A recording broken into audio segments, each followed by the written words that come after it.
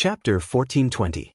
With the Mongolian general under control, Yang Chunfeng led the five-star army hidden in the city and took down the unguarded city gate. Without a unified command, the Mongolian army fell into chaos. Then, a large number of new Second Army cavalry soldiers rushed into the city of Bulgar. From then on, the city was surnamed Yang, forever separated from the territory of the Golden Horde. By the time Yang Chundong entered the city under the protection of the Black Cavalry, the security of the city had returned to normal. With strict military rules, no soldier dared to disturb the people. When the city was taken, only the Mongolian soldiers were hurt. The city is not big, but the population is not small. Yang Chundong walked on the street, looking around casually, then shook his head gently.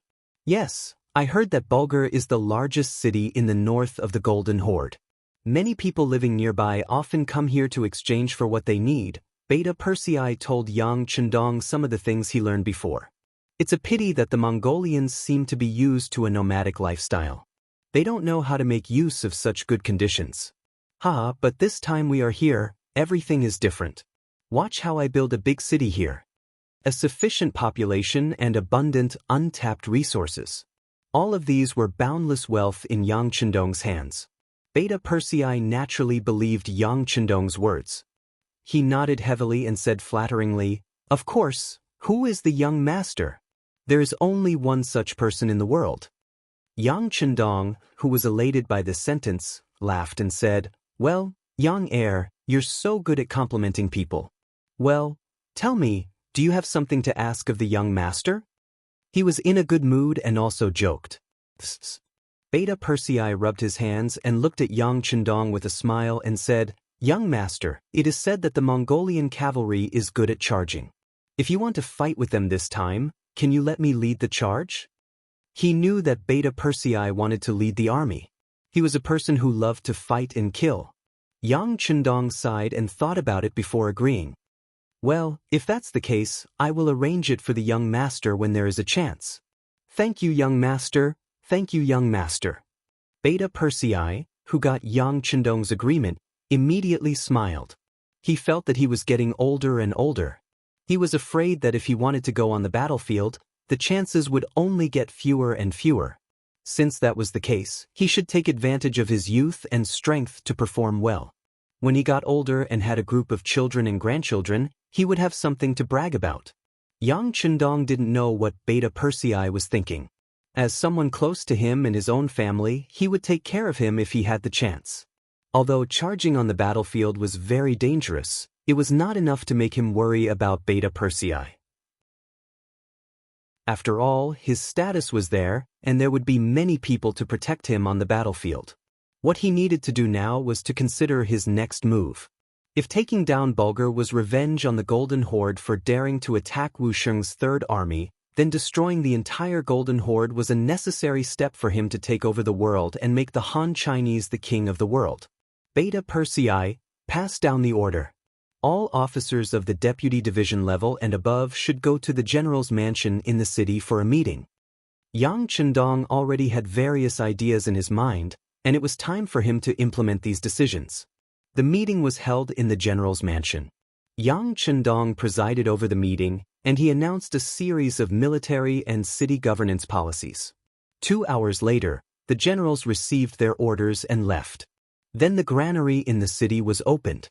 But unlike other places, this time they did not open the granary to release grain, but bartered with grain. To put it bluntly, it was to let the people bring all kinds of things to the general's mansion to sell, and then buy them in the form of Han coins. Then the people took these Han coins to the granary to buy grain and daily necessities. For example, refined salt, white sugar, soy sauce, and iron pots. The five-star army also bought all kinds of things, such as scrap metal, used weapons, and the furs of the wild beasts in the mountains, as well as horses and sheep. The entire Golden Horde's territory did not lack mountains and dense forests. Before it was explored, the number of wild beasts in the mountains could be compared to a wild zoo in the future. As long as one was willing to take the risk, fighting a few tigers and black bears would not be a problem. Naturally, these furs were not worth much here, but if they were brought to the other inland provinces of Xianxia, it would be completely different. They could be sold for a high price, and it was possible to sell them for a few hundred times more than buying them. There was also a lot of rare mahogany in the mountains. The growth process of this kind of wood was slow, but it was abnormally strong. Furniture made of this wood could be sold for a sky-high price. And it just so happened that no one cared about the value of this item, so Yang Chendong did not hesitate to accept it. Using Han coins to buy mahogany was definitely a profitable thing. As for horses, cows and sheep, there were even more. The main thing was that the Mongolian people were not willing to take them out. However, using refined salt as bait should not be a problem. As for the used weapons, they were naturally useless in the hands of the people, but after they were sent back to Chichen City, they could be used again and become good things. In short, they chose the things that the commoners thought were worthless in exchange for the things that they needed. This was a win-win situation. Ahuli had heard Yang Chendong's detailed explanation during the meeting. Then, he requested to stay at the general's residence to cooperate with the purchase. When the news came out, many people responded enthusiastically. They took the items that Yang Chendong wanted and exchanged them for a large amount of Han coins, then went back to the granary to buy what they needed. Ahuli's eyes widened. He saw the enthusiasm of the people, the huddling of the people, and the support of the people. This matter was fully in charge of the sacrifice. Speaking of which, he could be considered an all-rounder in both military and civilian affairs. When you get on a horse to conquer the world, when you get off a horse to rule the world, you get off a horse to rule the world. When he saw Ahuli's excited and enlightened expression, he patted his shoulder and said, "Learn, the great Bugnam of Gojoseon is omnipotent." Yes, Bugnam of Gojoseon is too amazing. This move not only allowed the people to quickly accept the new currency, but also received sincere praise and support from the people. Presumably, after this incident, the people no longer want the 5-star army to leave this place. If someone insists on doing this, then they will become the common enemy of the people. Ahuli was indeed a smart person. From this incident, he was able to see deeper things. Hearing this, Ahuli kept nodding. Then, when he looked to the south, he was already thinking that Yang Chendong would not have a problem conquering the Golden Horde. The question was how long it would take. At first, he was still not confident that he could defeat the Golden Horde and the Rasi principalities with only a few 100,000 soldiers. But now, he knew that once he won the hearts of the people, he could get as many soldiers as he wanted. In the past, he always heard Yang Chendong say that the people were the foundation, and the people were the foundation. He also knew this principle, including the saying that water can carry a boat, but it can also capsize a boat. This was the principle of the ancient sages. But why did so many people say that only Yang Chendong could do it? Shibi had thought about this before and finally came to a conclusion. That was, other people were just saying these words. The so-called people in their eyes were the upper-class people with the right to speak, especially the landowning households and the noble families. In Yang Chendong's eyes, the people were the real people. They were the lowest class of people. They were the people who were called lowly and could be sacrificed at any time. They were the people who were looked down upon by others. It might seem that Yang Chendong was wrong, but in reality, the people at the bottom were the most common. Without them, there would be no one to farm, no one to do business, and no one to create things. The so-called high and mighty people were not far from starving and freezing to death. To borrow Teacher Guo's words, this was the difference between vulgarity and elegance. Elegance could not be separated from vulgarity, but vulgarity could be separated from elegance. Bulgar City, because of a series of measures, became lively again. On the streets, people could be seen taking their things to the general's mansion to exchange for Chinese currency. Then, they took the Chinese currency to the granary to buy rice, salt, sugar, soy sauce, and iron pots. Especially when the courageous commoners had already bought the goods they needed with Chinese currency and walked proudly on the streets, the decree became a reality. More and more commoners were moved and started to take action. But the people here were too poor. There were still many people who were poor and had nothing. What could they do? It was simple. They could sell their labor to earn money. For example, they could become soldiers. As long as one signed up and passed the 5-star army's test, They would become a glorious member of the 5-star army. At the same time, they would be able to receive a monthly salary. Furthermore, they would be able to provide for 3 or 4 people in an ordinary family. Even if they couldn't provide for 8 or 10 people, they could at least provide for 3 or 4 people in an ordinary family. Men who were past the age could choose to work to earn money. Bulgar city was still too small. Yang Chendong was preparing to expand the city. This required manpower. Also, transporting all kinds of military supplies required labor. This was a lack of work. It was the same for women. They could weave and wash clothes for the soldiers. There were also some young women who did not have any attachments. They could go and work for the army. On this point, Yang Chendong was open to the foreign races. Apart from the fact that he could not force the women to work for the army and that there could not be any Han women, if the foreign race women were willing, he would not oppose it. The soldiers worked hard on the expedition. Every day, other than rushing, training, and fighting, there was nothing else to do. In addition, when they first came here, even the female soldiers of the propaganda team did not follow them. Their days were incomparably boring. It was necessary for them to relax their minds and bodies. Otherwise, it would be easy for problems to arise. Chapter 1421. Just like that, the 5-star army was formed. Furthermore, the treatment of the soldiers of the 5-star army was not low, and money was easy to earn. The only condition was that these women had to be healthy, and they had to be able to withstand investigation. If they were spies sent by the enemy, they would be killed as soon as they were discovered. They would not be soft-hearted. In short, after Yang Chendong became the ruler of Bulgar, it was as if the sky had changed. The people had more choices, and there were more varieties and colors of food on their tables. Not long after, more and more logistics teams arrived in Bulgar. More and more goods appeared in the city, dazzling the eyes of the foreign races. Right now, they could only hate the fact that they did not have enough Chinese currency and could not buy everything they wanted. The transport team came and went in batches. When they came, they brought all kinds of supplies and rations. When they left, they brought with them all kinds of animal hides, scrap metal, and carriages of mahogany. Once these things were transported back to Crimson City, it would not take long for their value to increase by tens of times. At the very least, it would be enough to cover the expenses of the people and horses. In the past few years, potatoes, sweet potatoes, corn, and other high-yield crops were discovered. What Xianxia did not lack the least was food. The granaries of the various provinces were almost filled to the brim. Now that they could use food to exchange for the rare hides of the Central Plains, it could be considered a form of income. Not to mention the furniture made of mahogany. When brought back to Crimson City, they would be in high demand. They would not worry about not being able to sell them, but they would worry about not having enough. This was equivalent to using the money from trade to fight a war. This was also a manifestation of how knowledge could change one's fate. While others were still worrying about the cost of fighting a war, Yang Chendong could already make a fortune through fighting a war. With enough money and food, he would naturally have the confidence to fight a war. With money and rewards, the soldiers would want to perform meritorious deeds. This was a kind of virtuous cycle.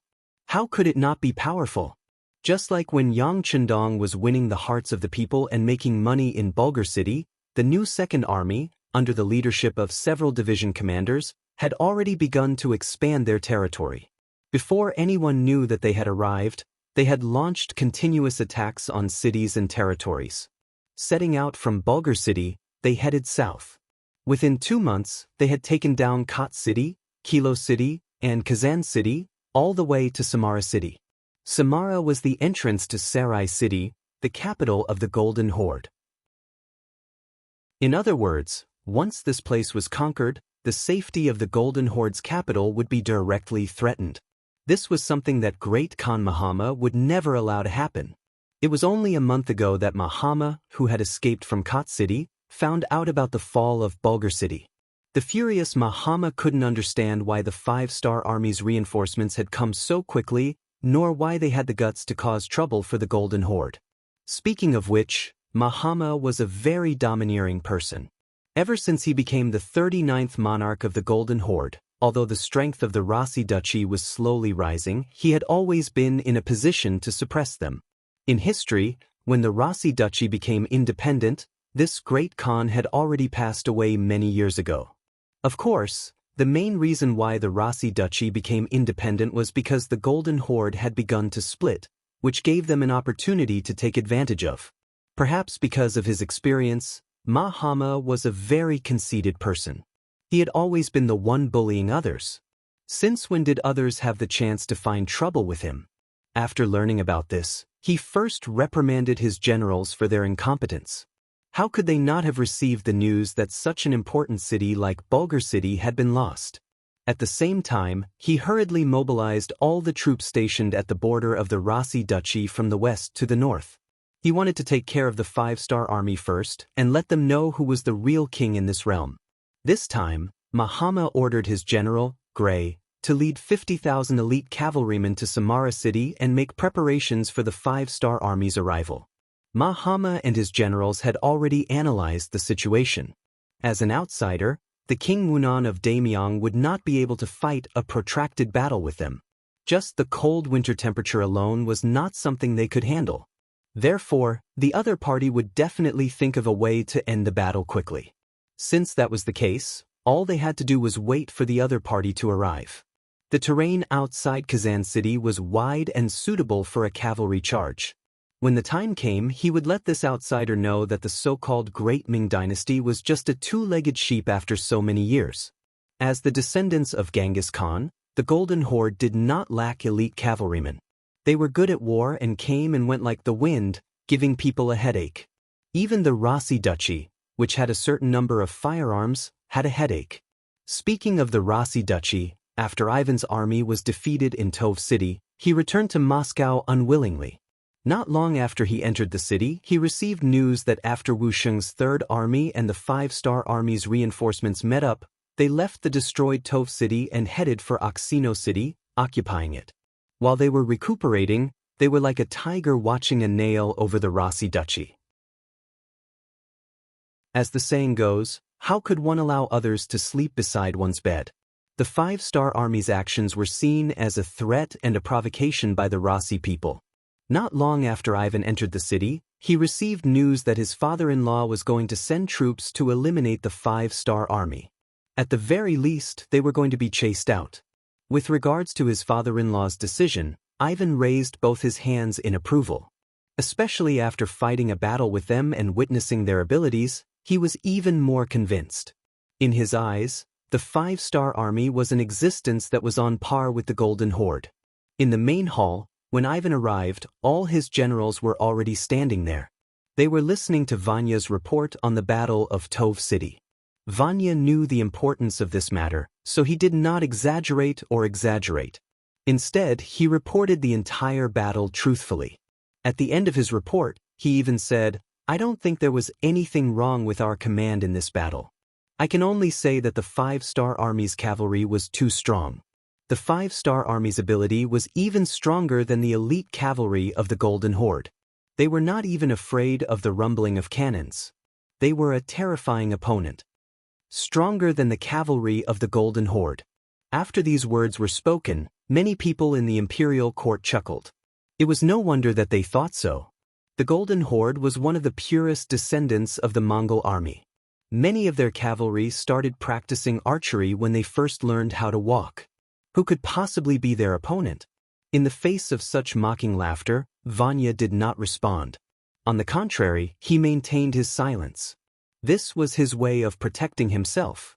The reason why he was not a direct descendant of the Grand Duke of Blindness, but still had his own position in the court, and others could not do anything to him, was because of this caution and carefulness. After all, he had already spoken the truth. As for whether they believed it or not, it had nothing to do with him. Seeing that Vanya did not respond, Ivan, who had just arrived, was not happy. His face darkened as he said, "Everyone, there is nothing funny about this. The strength of the 5-star Army's cavalry will only be beyond your imagination." It would have been better if Ivan did not speak. His words caused even more laughter. What's going on? The smart Ivan sensed that something was wrong. He also did not know that when the news of his defeat came, Tugnev of the Vyatka city said in the court that their young master would definitely exaggerate the strength of the 5-star army's reinforcements to reduce his own guilt. At that time, many people heard it. Now that Ivan said it like this, wasn't it a confirmation of his words? Everyone recalled Tugnev's words. No wonder they laughed so loudly. The blind Grand Duke was also present that day. He also heard what Ivan said. When he saw his son Ivan jump out, his expression was not good. "Ivan, it's good that you're back. This battle has been hard on you. Go back and have a good rest."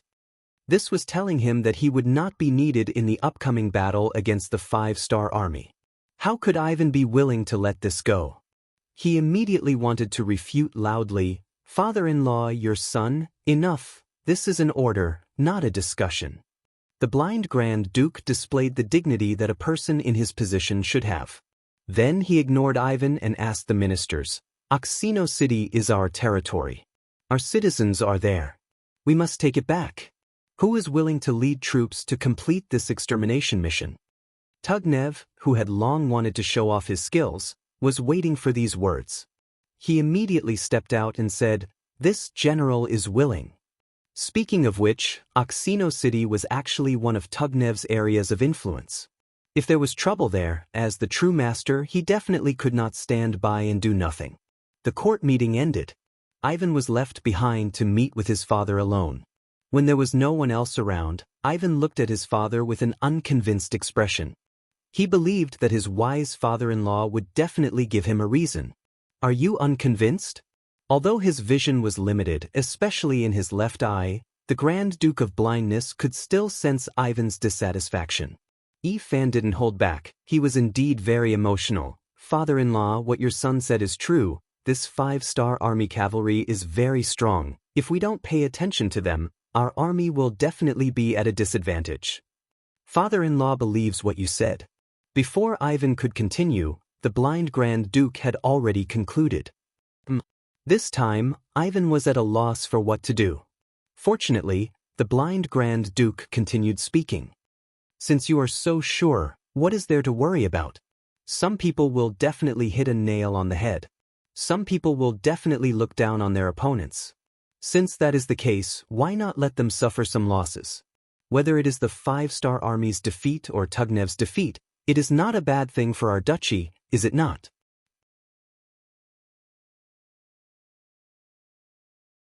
Chapter 1422. At this moment, Ivan suddenly realized that his father-in-law wanted to use the 5-star army to wear down Turgenev's strength. "Sai, you should know that your father-in-law has been painstakingly managing the Rossi principalities all these years, but not everyone supports our actions. For example, Maxim, Turgenev, and Vanya are the representatives. They have their own territories, their own forces, and even their own armies. They also have a group of nobles who are dissatisfied with us supporting them. Unless there is a legitimate reason, we can't do anything to them.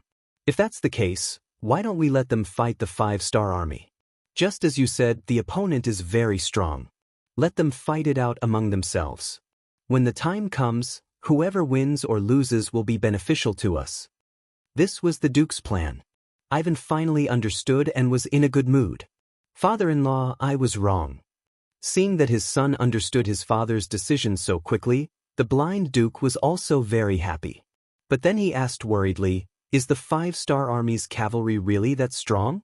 Turgenev won't defeat them, right?" "Absolutely not. If we are cautious, we might be able to use a large number of cannons and double the number of soldiers, but with Turgenev's arrogance, we will definitely lose," Ivan said with an incomparably resolute tone. As for Turgenev, after receiving the military order in the court, he returned to his residence in high spirits and began to mobilize his troops. He didn't believe Ivan's words. As for Vanya, although he was also on their side, he had always been timid and cautious. His words were also not trustworthy. This time, he wanted to teach the 5-star army a lesson and let them know who was the real strong on the battlefield. He wasn't the only one who thought so. The nobles who supported Turgenev also had the same opinion. Although they didn't have much contact with the Han army, They had fought with the Golden Horde for more than 200 years. From their words, it was clear who was stronger between the White Russians and the Han army. The Han people were called two-legged sheep by the Golden Horde. According to them, when faced with the attack of the Mongol cavalry, the Han people either fled or surrendered. They didn't even have the courage to resist. In comparison, the White Russians were much more courageous. Didn't this prove that they were stronger than the Han army? With the support of the nobles, provisions were naturally no longer a problem. Turgenev took his own 80,000 soldiers and the 20,000 soldiers he got from the Grand Duke of the Blind, a total of 100,000 people, 100 cannons, and 10,000 muskets to the north. In Kazan City, Yang Chendong arrived at the city under the protection of the Black Cavalry. Behind him, not only had Bulgar been liberated, and a large amount of trade had begun. Even Kot City and Kilo City, which had been taken down, had also begun to reform. The people of the Golden Horde, who had always relied on the heavens for food, didn't know that there were so many good things in the world. Moreover, they didn't need to fight or risk their lives. As long as they worked hard, they could obtain all of this. With food and water and the hope of a better life, the three cities were quickly stabilized, and more Mongolian citizens were willing to work for them. Regardless of whether it was building the city, reclaiming the land, building roads, or mining, they were all very enthusiastic. Just like what Yang Chendong said before, these people had been suffering for too long. Now, as long as they put in some effort, no one would be stupid enough to go against the five-star army. In the face of a bright future, the so-called ethnic background was worthless. If they didn't study, they wouldn't have the wisdom of the people. These people also had their own advantages. It was very simple to distinguish right from wrong. They would help whoever was good to them. As for ethnic background, the barbarians didn't care too much about it. Of course, there were some troublemakers among them. Yang Chendong didn't show any mercy to these people. He killed those who needed to be killed, and captured those who needed to be captured. After purposefully removing the troublemakers, the rest of the Mongol people became very obedient. They also received a lot of benefits, and their living conditions improved. Now, many Mongol people were worried about how long this kind of life could last. After all, the land they occupied was the territory of the Golden Horde. If the Great Khan brought his army over, would the Han army be able to withstand it? Yang Chendong didn't know whether to laugh or cry at this kind of worry. However, this was a good thing. In order to solve the worries and doubts in everyone's hearts, Yang Chendong personally came to Kazan City and went to the front line. He used his actions to tell those who had doubts in their hearts that he was at the front line. If there was any danger, it would be directed at him. Everyone could rest assured and develop in peace. They could work hard to support their families and strive for a better life. As soon as he arrived at Kazan City, a telegram came from Chichen City. It could be said that there was good news one after another. After the first successful steam engine, the field artillery was also successfully produced in batches. This had entered the final stage of development before Yang Chendong left. Now, all kinds of difficulties had been overcome and it was successfully produced. The credit for this was also due to the efforts of the first city. Yu Mian and Tiger's Mane fully implemented his ideas. After the first city was completely stabilized, a large number of mining operations began.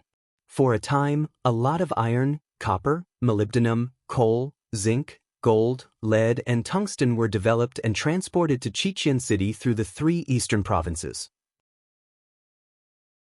With sufficient raw materials, all kinds of experiments took a big step forward and the success rate began to increase. After ruling Crimson City for more than a decade, Yang Chendong had invested a huge sum of money into it. Now that he was finally reaping the rewards, Yang Chendong could not help but breathe a sigh of relief. The emergence of all kinds of advanced products meant that Xianxia had taken a key step from light industry to heavy industry. The world was still dominated by cold weapons and firearms were just in a budding state. Xia's various scientific research results were undoubtedly the most advanced among them. What was there to be afraid of? Just like the field artillery, it was named by Yang Chendong, but it first appeared in history in 1897. A French artillery research team formed by General Douiville, Colonel de Boer, and Captain Romeo invented the 75mm field artillery. This was the world's first modern cannon in history. The 75mm field artillery was developed according to the patent of the German Hausen. It used the long recoil principle, but Germany refused to use long recoil cannons. This kind of field artillery had a powerful power. The 75mm cannon was the first field artillery that completely solved the recoil problem. The cannon body could be slid on a cradle through a guide wheel. The cradle was mounted on the cannon frame, and the cannon frame was connected to the piston rod in the cylinder. When the cannon was recoiled, the piston would compress the hydraulic oil, and a portion of the hydraulic oil would enter the chamber through a small valve to compress the air. When the cannon reached the end of the recoil, the compressed air would return to its original position. This was the main reason why the 75mm field artillery was so good. Now, Yang Chendong was the first to have it. This was the first time other than Daikra that a large cannon had been successfully created. Compared to Daikra's cannon, which required all kinds of excuses to be taken out, the appearance of the field artillery was undoubtedly a very important step forward. Although this type of cannon could only fire iron bullets, it was created through his own hard work. It was also a big step forward. Send a message to the Xianxia City Munitions Factory to continue to develop explosive bullets based on the original iron bullets. Send a message to City Lord Yu Qian to coordinate with the relevant departments and find a way to move a portion of the munitions factory to the city and build it nearby. Send a message to Tiger's Mane and Yangtze to keep a close eye on the munitions factory, especially to prevent spies from entering. If the technology is leaked, they will be killed. Also, send a message to the governor of the 3 eastern provinces, Lu Ji and General Yi Ligang. Tell them to do their best to transport the field artillery and send a batch to us as soon as possible. Yang Chendong, who gave a series of orders, wiped his fists.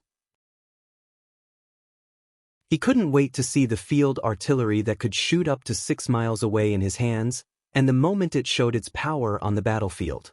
After dealing with these matters, the reform of Kazan City began. With the experience of the previous 3 cities, everything was carried out in an orderly manner. Other than a portion of the army, the rest of the army was ready to go all out against the Golden Horde's army. Originally, Yang Chendong wanted to use the 100mm mortar in Daikra to attack Salai City and directly threaten the Golden Horde's Xingjing. But after receiving the news of the field artillery, he decided to wait. If he could use the artillery to deal with the enemy, why would he need the soldiers to fight on the battlefield? So after arriving at Kazan City, he stopped here and did not move forward. He only waited for the artillery to arrive before carrying out the next step of the military operation. And now, what he needed to do most was to prepare for the winter. Yes, although it was only the beginning of July and the weather was very hot, it was still necessary to prepare for the winter. This was due to the climate in Eastern Europe. Winter alone lasted for half a year, which was one of the main reasons for the poverty here. Without enough time to do what needed to be done, it was indeed difficult to develop. In order to live well in the winter, a source of fire was indispensable, and warm clothes were also indispensable. Yang Chendong had already started to prepare for these. A large number of cotton-padded clothes and high-grade down jackets were made by the Xianxia City Clothing Factory and sent here. Some of the coal mines near Bulgar City were also located by Yang Chendong and were being mined. There were also some coal furnaces built by the ironware factory in Xianxia City that were being transported. Even some greenhouses were being built, so that there would be enough sparse vegetables in the winter.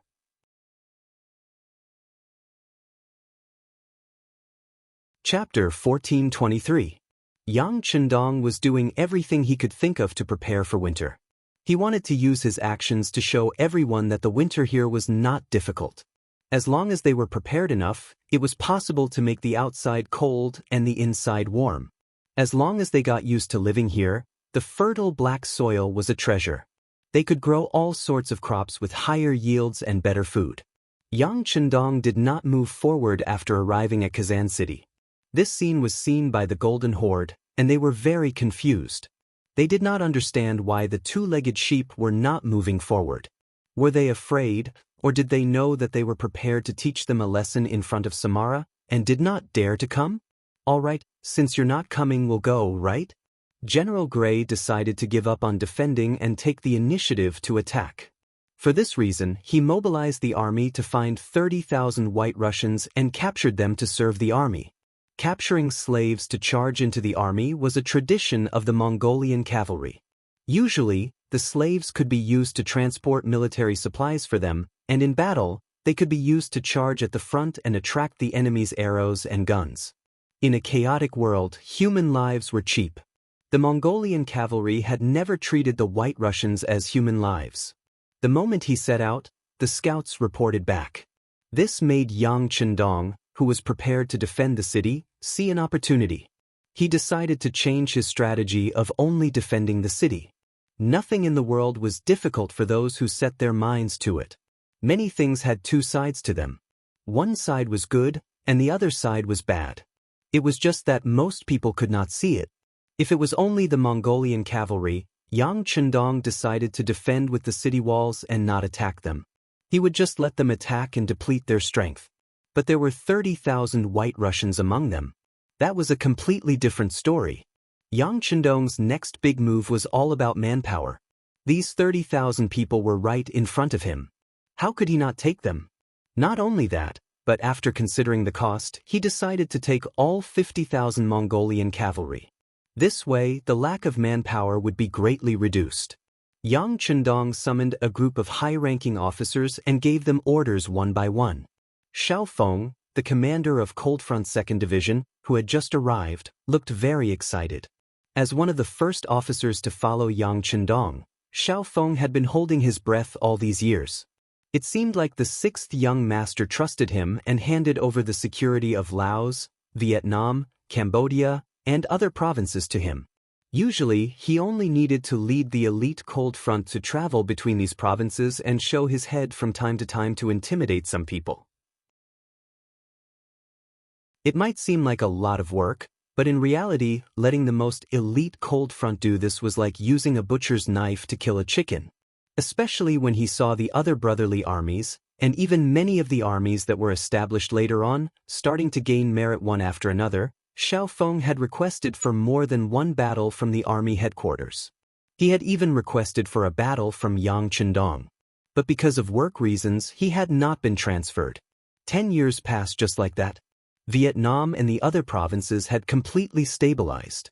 The people who moved here from other places had already gotten used to the way of life and social order here. The only thing left for Cold Front's 2nd Division to do was to train and train. Just as many aspiring soldiers were complaining endlessly, and many of them even began to request for transfer, Yang Chendong's telegram finally arrived. He still remembered that day. Xiao Feng's face was covered in tears as he knelt on the ground emotionally. After receiving Yang Chendong's orders, Cold Front's 2nd Division did not delay at all. Other than not being able to do anything on the ship, once they arrived on land, they rushed to Eastern Europe as fast as they could. They were afraid that Yang Chendong would change his mind at night and that they would not be able to make it in time for the big battle. Just like that, 20 days in advance, Cold Front's 2nd Division reported to Yang Chendong and was fortunate enough to make it in time for the big battle. In the military meeting just now, according to Yang Chendong's military plan, Cold Front's 2nd Division was clearly the main force. Although it seemed like they were under a lot of pressure, Xiao Feng did not even frown. The harder the mission, the more it proved the ability of Cold Front's 2nd Division. The 5-star army was waiting in formation. The Mongol cavalry did not rush and appeared in Kazan City 7 days later. This did not mean that they did not want to move faster. It was just that the 30,000 White Russian slaves seemed to know their fate. They walked extremely slowly as if they were being chased. They walked for over 200 miles in 7 days. Using these 7 days, the 5-star army had made all sorts of preparations for the big battle. Now, they were just waiting for the prey to appear so that they could reel in the net. Gray did not know about all this. He was still fantasizing about defeating these 2-legged sheep and waiting for the Khan's praise and rewards when he returned. 8 miles below Kazan City, there was a relatively wide open space that could accommodate tens of thousands of cavalry. This was the place that Gray had set up camp for the army. Although it was a little far from the city gate, he had brought all the cavalry. As long as the siege went smoothly, it would not affect the cavalry's final charge. After choosing the camp, Gray ordered the army to take the time to rest. He wanted to attack Kazan's city the next morning. He wanted to end the battle quickly. He wanted to tell everyone that two-legged sheep were still two-legged sheep. No matter how strong they were still sheep in front of wolves. The Mongol army settled down and quickly fell asleep. However, the 5-star army did not rest. They had already slept during the day. To them, it was time to work at night.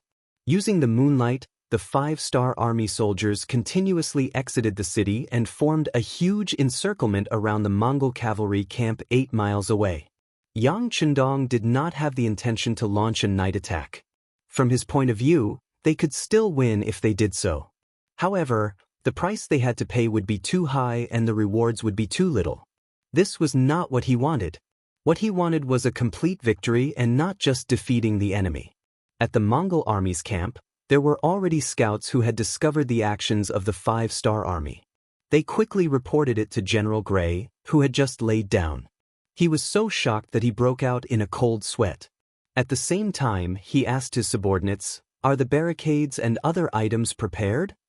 "General, don't worry. Everything has been arranged.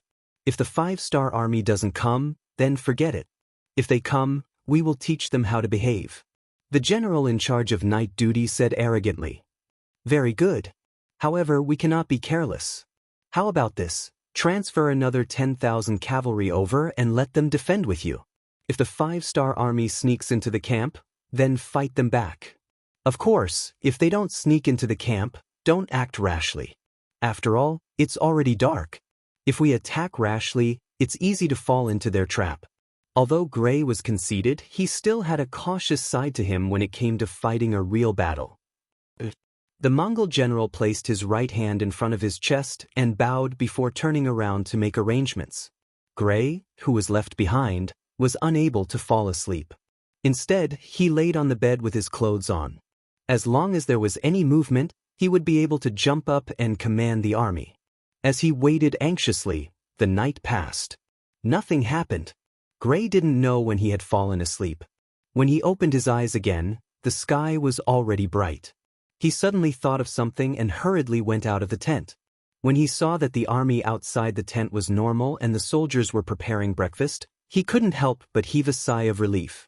It seemed like he was not sleeping too deeply. Instead, there was really no battle. Why did the 5-star army leave the city in the middle of the night? The answer was quickly revealed. Just as the 30,000 white Russian slaves and 50,000 Mongol cavalrymen were eating breakfast and preparing for the big battle, soldiers started to appear around their camp. There were infantry, cavalry, Han Chinese, Mongols, White Russians, and warriors from some unknown ethnic groups. After a rough calculation, other than the road to Kazan City in the north, there were at least 20,000 soldiers on each of the other 3 sides. In total, there were 60,000 soldiers surrounding them. Ha ha! After Gray received the accurate information, he could not help but laugh out loud. 60,000 soldiers surrounding his 80,000 soldiers. What was the Han army doing? Was this a joke? Did they not know that there was no way to hide the truth? Come, send out 5,000 cavalrymen to attack the right side. I want to see who in the world can be our opponent. Gray said with a face of confidence. The generals under him immediately obeyed. A group of 5,000 Mongol cavalrymen left the main camp and started to gather on the right side of the army. The 5-star army on the right side had roughly 20,000 men. They were made up of the 2 regiments of the new 2nd Army, the 3 battalions of the 2nd Cold Front Division, 1,200 men, and the White Russian Division, 15,000 of which were cavalry and 10,000 of which were infantry. After taking down the 4 cities of Kazan, the White Russian Division's numbers had grown. They had gone from 20,000 men to 60,000 now. Although their fighting strength had not been fully formed, and they had not been tested by war, when they all stood out, they gave off a strong aura. The one in charge of the safety of the right side was the 2nd Regiment commander of the 2nd Cold Front Division, Zhong Guangquan. When he saw the Mongol army gathering their troops and charging towards them, a smile appeared on his face. "Ha, good timing, good timing. Come, Cold Front Division soldiers, get ready to shoot. New Second Army cavalry, get ready to charge. White Russians, get ready to clean up the battlefield. Knowing what his mission was, Zhong Guangquan laughed out loud as he made arrangements for his troops. After which, he personally walked in front of a light machine gun and got into a shooting position. Trap was the tactic that Yang Chendong had prepared for the Mongol cavalry. Relying on the advantage of the Cold Front Division's firepower, they would surround the 80,000 soldiers until they surrendered. With that, they would be able to capture many strong laborers. This would be extremely important for Yang Chendong's plans.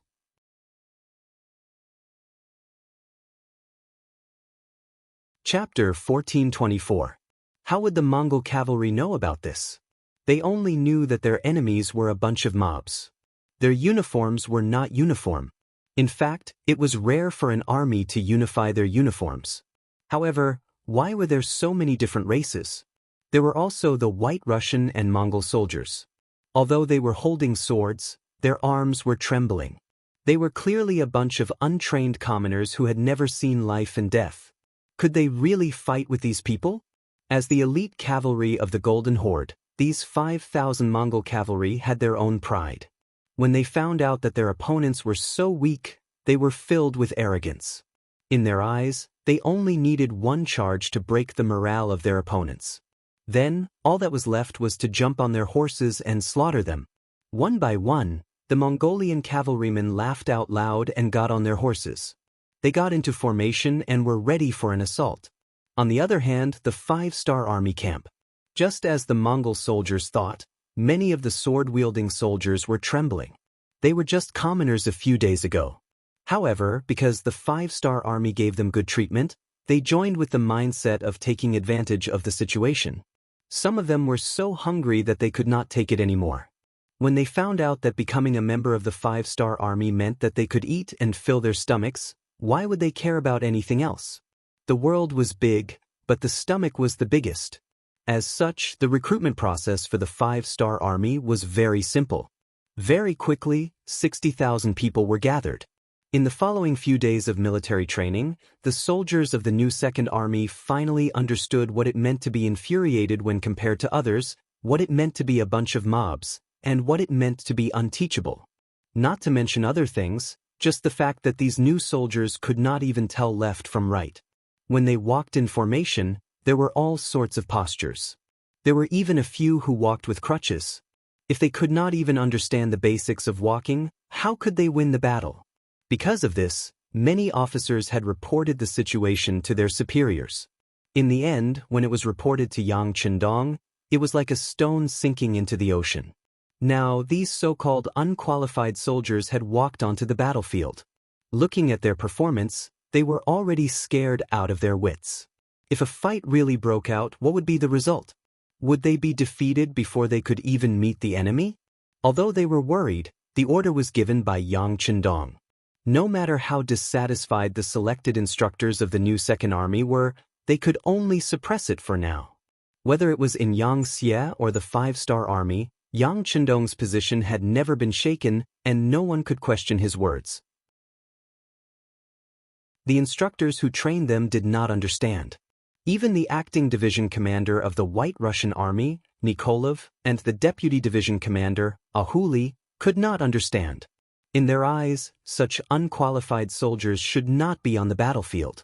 However, there were also people who understood, such as the Cold Blade warriors. As Yang Chendong's earliest trainees, many of them had learned from him. They even slept together, ate together, and trained together. They were really inseparable, and that was why the Cold Blade warriors were so strong and loyal. Even now, the selection of the Cold Blade warriors was extremely strict.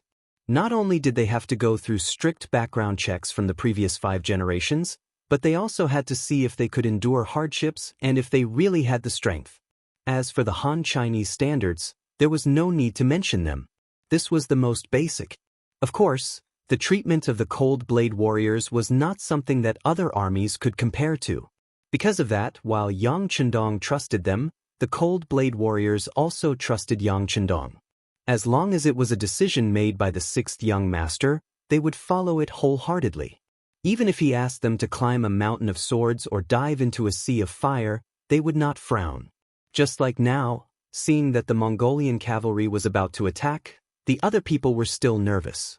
Even the White Russian recruits were not confident, but these cold vanguard warriors did not even think about this problem.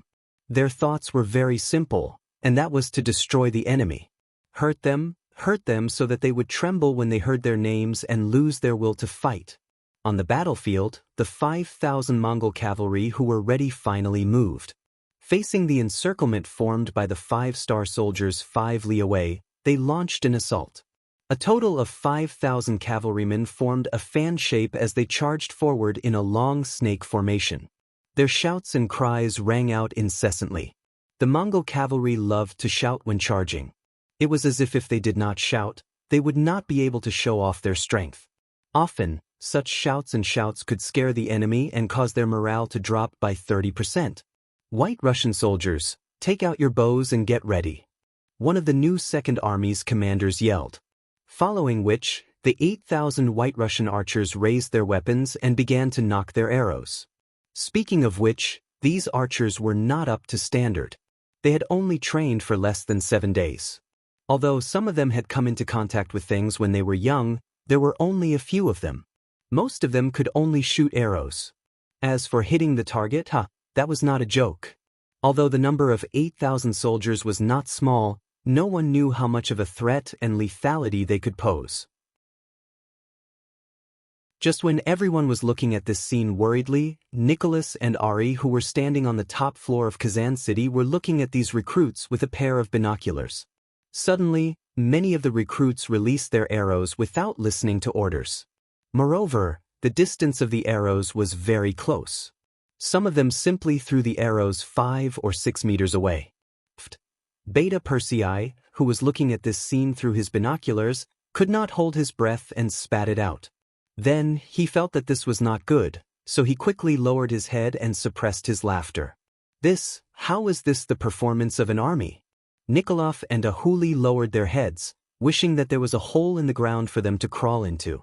These were their soldiers. Although they were not personally trained by them, this kind of performance still made them feel ashamed. On the city tower, many people who saw this scene could not help but laugh, including Yang Chendong. However, he was not mocking them. He just felt amused. Then, when everyone was laughing, he said, "There will be a first time for everyone, but this kind of thing will not happen again in the future." Naturally, no one doubted Yang Chendong's words, but it did not stop some people from thinking otherwise. Many people even thought that after this battle, these recruits would probably die, so there was no need to talk about the future. In this way, the 6th young master was right. They did not know that the reason Yang Chendong said this was because of his confidence in the soldiers of the Cold Front Army. And after these White Russian recruits experienced such a humiliating scene, they would definitely work hard and continuously improve their abilities after experiencing a bloody and fiery battle. This way, after training hard, they wouldn't have such a useless performance. It was unknown if everyone understood Yang Chendong's thoughts, but now, everyone's eyes were on the battlefield. They watched as the Mongolian cavalry got closer and closer to the 5-star army on the right. They were less than a mile away. At this distance, many of the Mongolian cavalry laughed. If the 5-star army did not move, they would not have the chance to move. Many of the Cold Front Army laughed. At this distance, it was too late for their opponents to escape. Next, it was time for them to perform. Commander Zhong Guangquan had been a little impatient for a long time, and his eyes became brighter. His right index finger had already touched the trigger, and he fired. At the same time he touched the trigger, a bullet shot out from the muzzle, and it went straight for a young Mongolian cavalier who was dressed in armor. Following the sound of the gunshot, the young general, who had his eyes wide open with excitement on his face, felt a pain in his chest. It was as if his entire body was fixed in place. Following that, he lost consciousness. His entire body was powerless as he fell from the horse. The sound of gunfire was an order. The regiment commander took the lead and fired the first shot. The 3 battalions, a total of 1,200 soldiers, did not hold back. They raised their guns and fired in unison. Originally, They were all aiming at their targets. Now, they were happily harvesting lives, displaying their powerful side. The Cold Front Army had the 95 style in their hands, so they could fire in bursts or in bursts. 1,200 people against 5,000 people, it seemed like there was a huge difference in numbers, but in reality, it was just 1 against 4. This was not a big deal. Compared to the 2,000 Black Cavalry taking care of the 100,000 Baiming Liaodong Iron Cavalry, this paled in comparison. Gunshots rang out, and according to the commander's rules, a soldier could only fire 5 shots. No matter what the result was, they could not fire anymore. The meat that they ate, they had to leave the soup for their brothers, right? With each person firing 5 shots, that was 6,000 bullets. It was inevitable that some of them would miss, and some of them would be hit by 2 bullets. After the gunshots, not all of the Mongol cavalry were wiped out. At the very least, there were less than 1,000 Mongol cavalry standing there. However, they were no longer charging forward. Instead, they were either standing there in a daze or turning their horses around to escape. After 10 years of training, not everyone in the Cold Front Army was a sharpshooter, but there were many who could hit the 48 circle with 5 bullets. Since these enemies had fearlessly charged right in front of them, there was no way they would be courteous to them. With each person firing 5 bullets, the results obtained were indeed not bad. More importantly, after this round of shooting, it also shattered the confidence of the Mongolian cavaliers to charge forward, causing them to feel fear as if they had met the devil, and they lost their will to fight. New Second Army, charge forward to eliminate the enemy. White Russian Division, charge forward to clean up the battlefield. Be quick. The Cold Front Army will be in charge of keeping watch. Captain Zhong Guangquan also only fired 5 bullets. Although he was holding a light machine gun, it was just a precaution. Now that he saw that the opponent was not going to be easy, he would not casually waste bullets and take the lead to break the rules.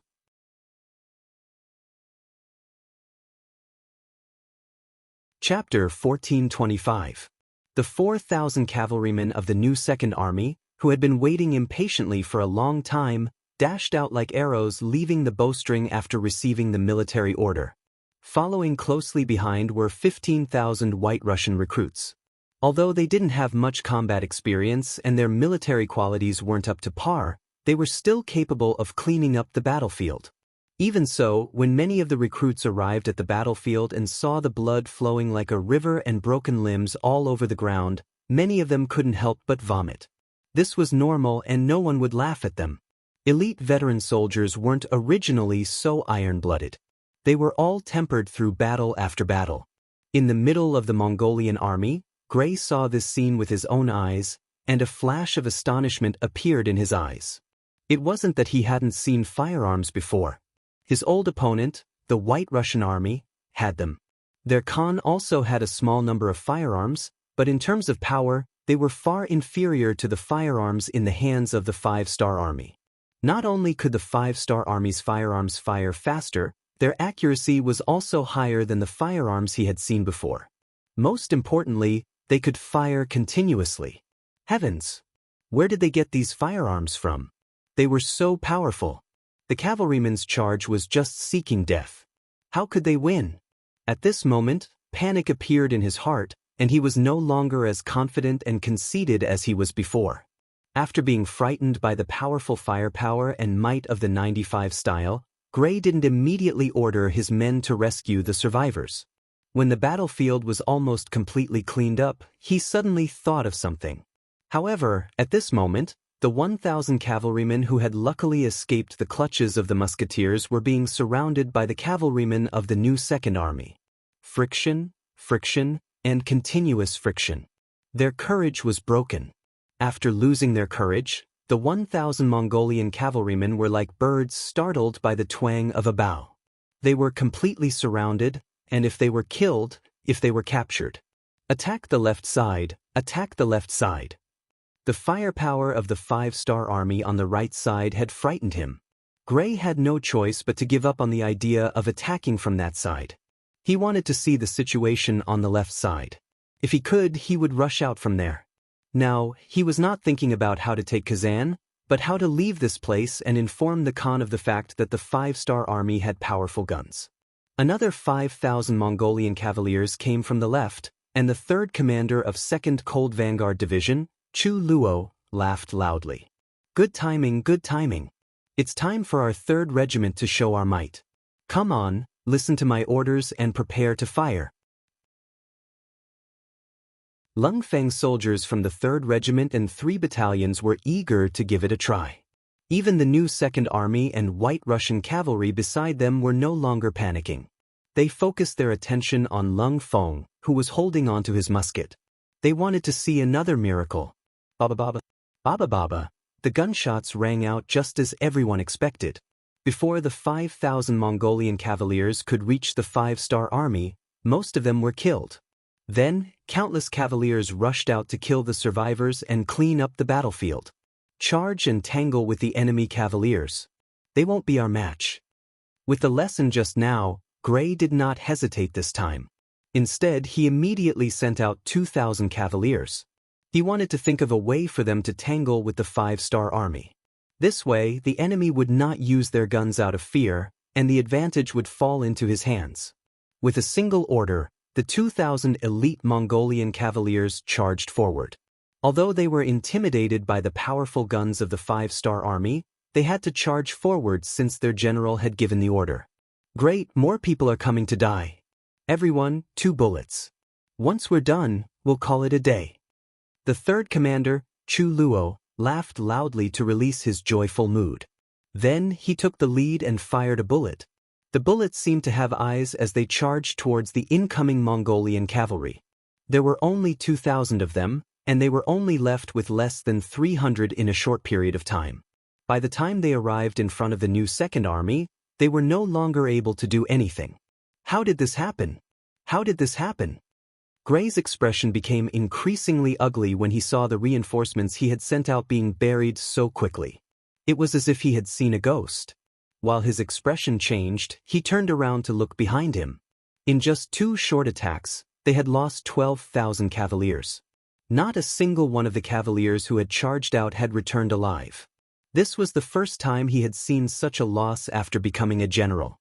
In the past, when he had fought with the White Russian army, he had suffered some losses. However, if he wanted to retreat, he could do so. How was it like facing the 5-star army, where none of the cavaliers he had sent out had returned? It wasn't just Gray.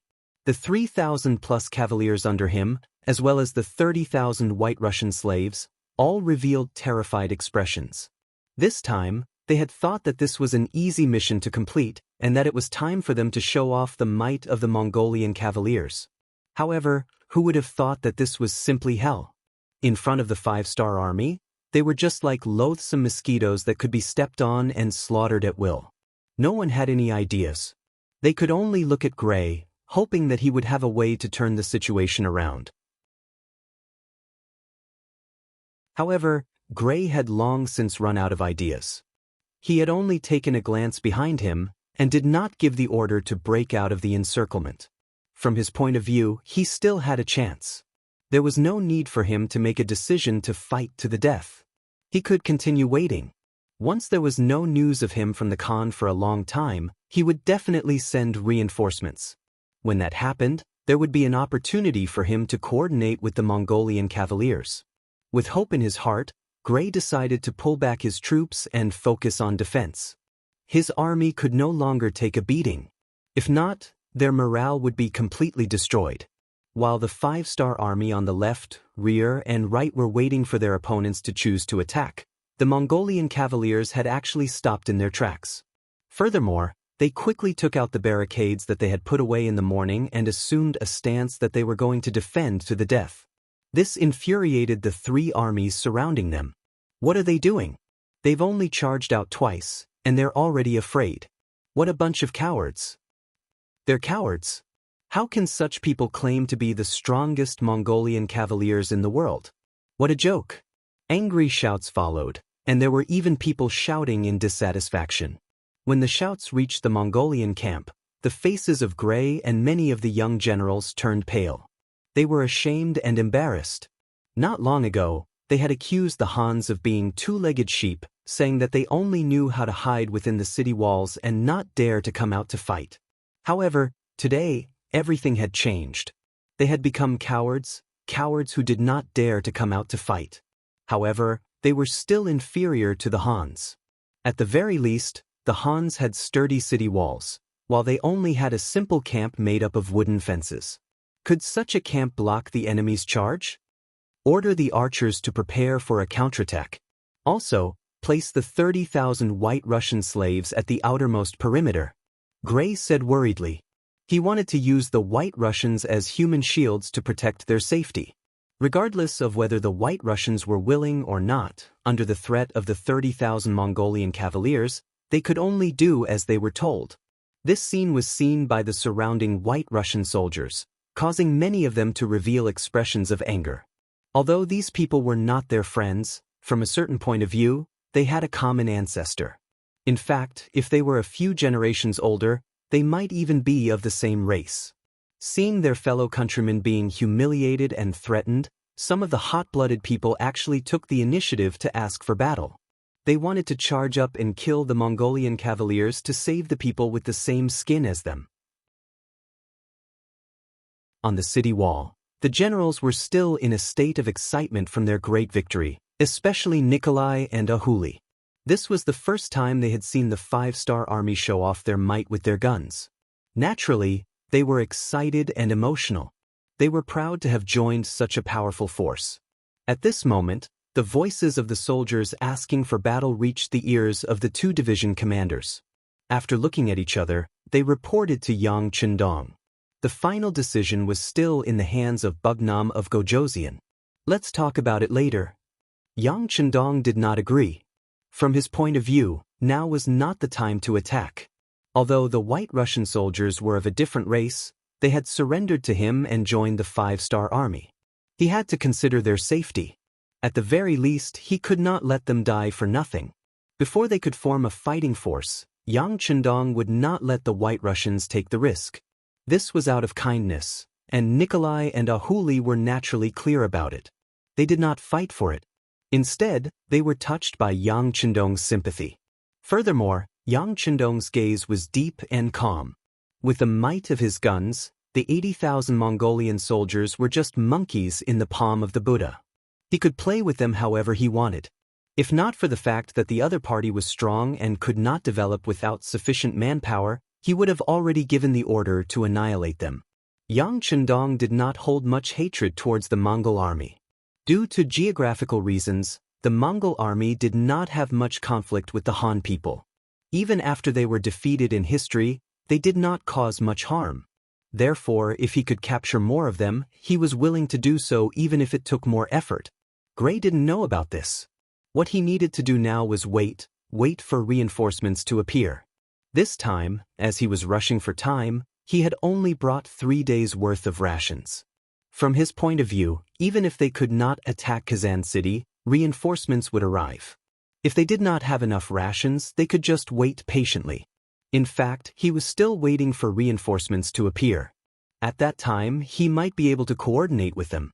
After seeing the might of the 5-star army's guns, he did not dare to think about attacking the city.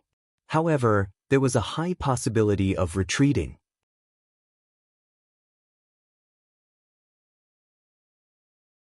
Chapter 1426. The reinforcements in Gray's mind were indeed on their way here. However, not long after they left Samara City, they were surrounded by the commander of the new Second Army, Shibi, who had suddenly appeared along a tributary of the Volga River. The 1st Regiment commander of the 2nd Cold Front Division, Chai Ji, was also with him.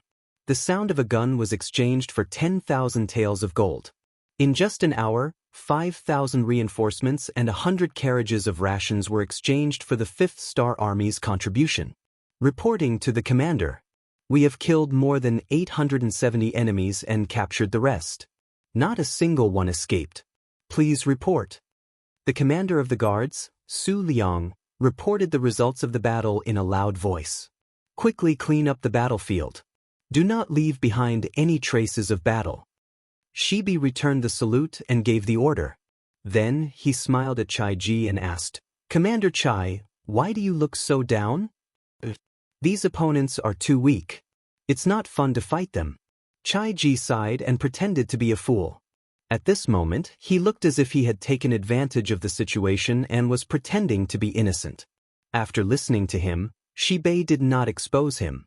Instead, he pretended to be deep in thought and said, "Since that's the case, the next time the Mongolian army sends reinforcements, let us, the new second army, deal with them. If there are people who try to escape, you can attack them." Chai Ji jumped up like a rabbit whose tail had been stepped on. "How is that possible?" The sixth young master said that the Cold Front Division should be the main force in the battle. Only then can we eliminate the enemy faster and more thoroughly. How can we, his subordinates, change the order? Oh, then we will have to trouble Commander Chai. Shibi smiled bitterly. Yang Chendong's order was like this, but it was just an excuse. In short, the Cold Front Division should be the first to fight. If there were any problems, the new Second Army could only get the leftovers. But in the face of the tyrannical advantage of firearms, how could there be any problems? Just as Shibi and Chai Ji were lamenting that the enemy was too weak and that the battle was not challenging at all. Further south, the Reconnaissance Division commander Su Yunxing was leading a small group of cavalry on a patrol. Su Yunxing entered the Golden Horde with the 2nd Division of the Cold Front and the transport team. After coming here, Yang Chendong gave him a new order, which was to go to the front lines and completely seal off the battle below Kazan. In other words, not a single Mongolian scout was allowed to enter the battlefield. This would create a sense of mystery and prevent the Golden Horde from acting rashly because they did not know what was going on. In Yang Chendong's eyes, the final battle would take place next year. What he needed to do this year was to stabilize the rear. As the old saying goes, to resist foreign aggression, one must first stabilize the internal situation. Naturally, he would not be at ease if such a difficult mission was given to others. Even the most elite Lung Feng could not guarantee that no one would escape and that there would be no problems. However, it was a completely different story when it was handed over to Su Yunxing, the Recon Division commander. When it came to scouting, there were very few people in Yang Xie's 5-star army that were his match. Thus, he could rest assured that the mission would be given to him. After Su Yunxing received the order, he split the 3,000 cavalry scouts into 30 squadrons and 300 squads to spread out. His request was to control the entire defensive line from Asala to Kazan. He wanted to ensure that every forest, every river, and every mountain was under surveillance. The scouts were mobilized. The mission they received was difficult and not easy to carry out. After all, there were too few of them and the area was too big. However, after being divided into 300 squads, they still managed to do it. From the start of the mission until now, they had secretly killed more than 100 Mongolian scouts and completely controlled the area. Not everyone could be a good scout. Normally, it would be difficult to find one qualified scout out of 100 Mongolian cavalrymen. This time, more than 100 of them were wiped out. No matter how strong the Golden Horde was, it was enough to cause them serious damage and make them suffer a lot. Division Commander, the soldiers have achieved a lot in the past 3 days. I think the Inner Mongolian army will not be able to send any more scouts to gather information in the near future. Yenda, who had been promoted from battalion commander to regiment commander, said with a smile. His face was filled with excitement and pride. "Don't be careless. Before we receive the order to retreat, let the soldiers keep their eyes open. This is a military order from the 6th young master. We can't be careless, and we can't ruin the reputation of our scouts," Su Yunxing replied with a serious expression. It was all thanks to Yang Chendong that he could have today. This time, it was the order of the 6th young master himself. He would never have the slightest bit of carelessness. Yenda's expression turned serious. "Division Commander, please do not worry. Your subordinate will pass on this order now." The scouts were unable to find out the exact situation of the battle. Another batch of reinforcements arrived and was dealt with. In the short span of 3 days, 2 batches of 10,000 reinforcements were surrounded and captured alive. Just the number of captives was close to 8,000. At this point, Gray's troops were completely isolated. 3 days passed in the blink of an eye. There was no change in the situation. The food in the army had basically been depleted. At this moment, it was not an exaggeration to say that he had run out of food and ammunition. In just 3 days, the morale of the army had fallen to the extreme. Many soldiers were unwilling to get up in order to reduce the consumption of energy. They did not look like soldiers and did not have the morale to fight. This made him very angry. He was also very helpless. Should he charge? The 2 failures had already told him that the Han people were very powerful. Charging was just suicide. Should he retreat? Their path of retreat was blocked. Without the cooperation of reinforcements, how could they charge out? Should he surrender? As a general of the Golden Horde, his dignity did not allow him to do so. At this moment, he did not know what to do. The most terrible thing in a war was to wander around without a purpose. That would only waste time and create opportunities for the enemy to destroy you. After all, Gray was one of the top generals in the Golden Horde. He would never have thought of making such a low-level mistake, but he was making it now. Without a goal in mind, waiting to die was the only thing Gray could do at this moment, as well as the only thing he could do. He looked around and found that the Han people's camp had not changed at all. In the past 3 days, there had not been a single opening. If he continued to wait, there might not be any good opportunities. Since he could not wait for the enemy to make a mistake, he could only take the initiative to attack. Without anyone to cooperate with, he could only rely on himself to kill his way out. No matter what, he was the second-ranked general of the Golden Horde. He had a resolute heart. Gray's target was the southeast side behind him. He had already observed that there were only about 20,000 Han people there. He still had 30,000 elite cavalry and 30,000 White Russian slaves. When the time came, he would leave 20,000 White Russian slaves to guard his back while the 10,000 White Russian slaves charged forward. Once they got close to the Han army, he would lead the cavalry to break through the encirclement. He did not ask for victory in this battle, nor did he ask for the number of enemies he could kill. As long as he could charge out, it would be a victory. With such low requirements, there should be a chance for him to do it. Men, distribute the rations and prepare for battle. Gray was very smart. He used the Han people's military tactics to fight to survive. Without enough rations, everyone could not continue to wait. The only path left was to fight with their lives on the line. Kazan City. Every move of the Mongolian army would be reported to Yang Chendong at any time. When he heard that the other side had started to distribute the rations, Yang Chendong, who was writing a development plan with his head lowered, slowly raised his head. His eyes flashed with a light of wisdom. Are they preparing for a counterattack? It's been 3 days. They should be unable to hold themselves back. Gray did not know that his every move had been seen clearly by Yang Chendong. Even if he knew, he would not care. He had summoned several captains and kiliarchs of the army and was cheering them on. Everyone, the might of the 5-star army's firearms is extremely strong. They are many times stronger than the White Russian army. This kind of enemy is not something we can deal with. Therefore, I have decided to break out of the encirclement. As long as we can escape, it will be a great victory. We can then report the situation of the 5-star army to the Khan. In the future, we should not be impulsive and take the initiative to find trouble. Defending our own city is the best choice. After all, it has been proven that the other side only has firearms and no cannons. This is the only thing we can rejoice about. It seemed to be a slap in the face. Just as Gray finished speaking, the roar of the cannons rang out, causing the faces of the generals present to turn ugly. There was no need to talk about Gray.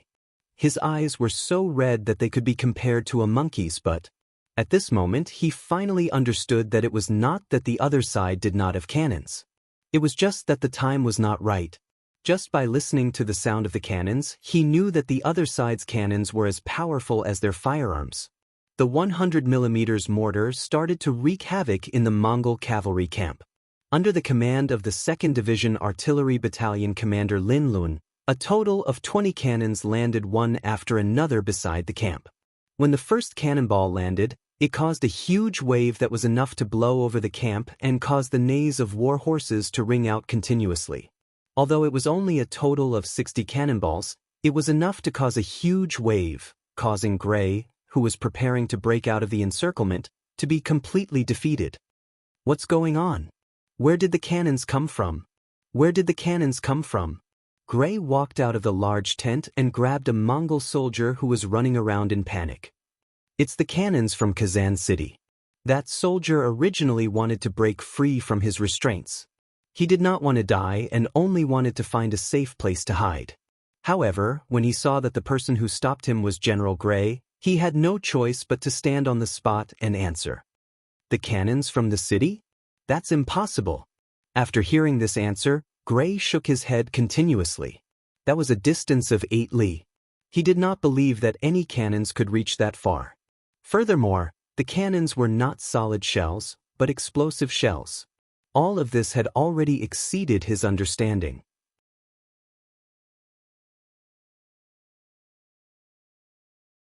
Chapter 1427.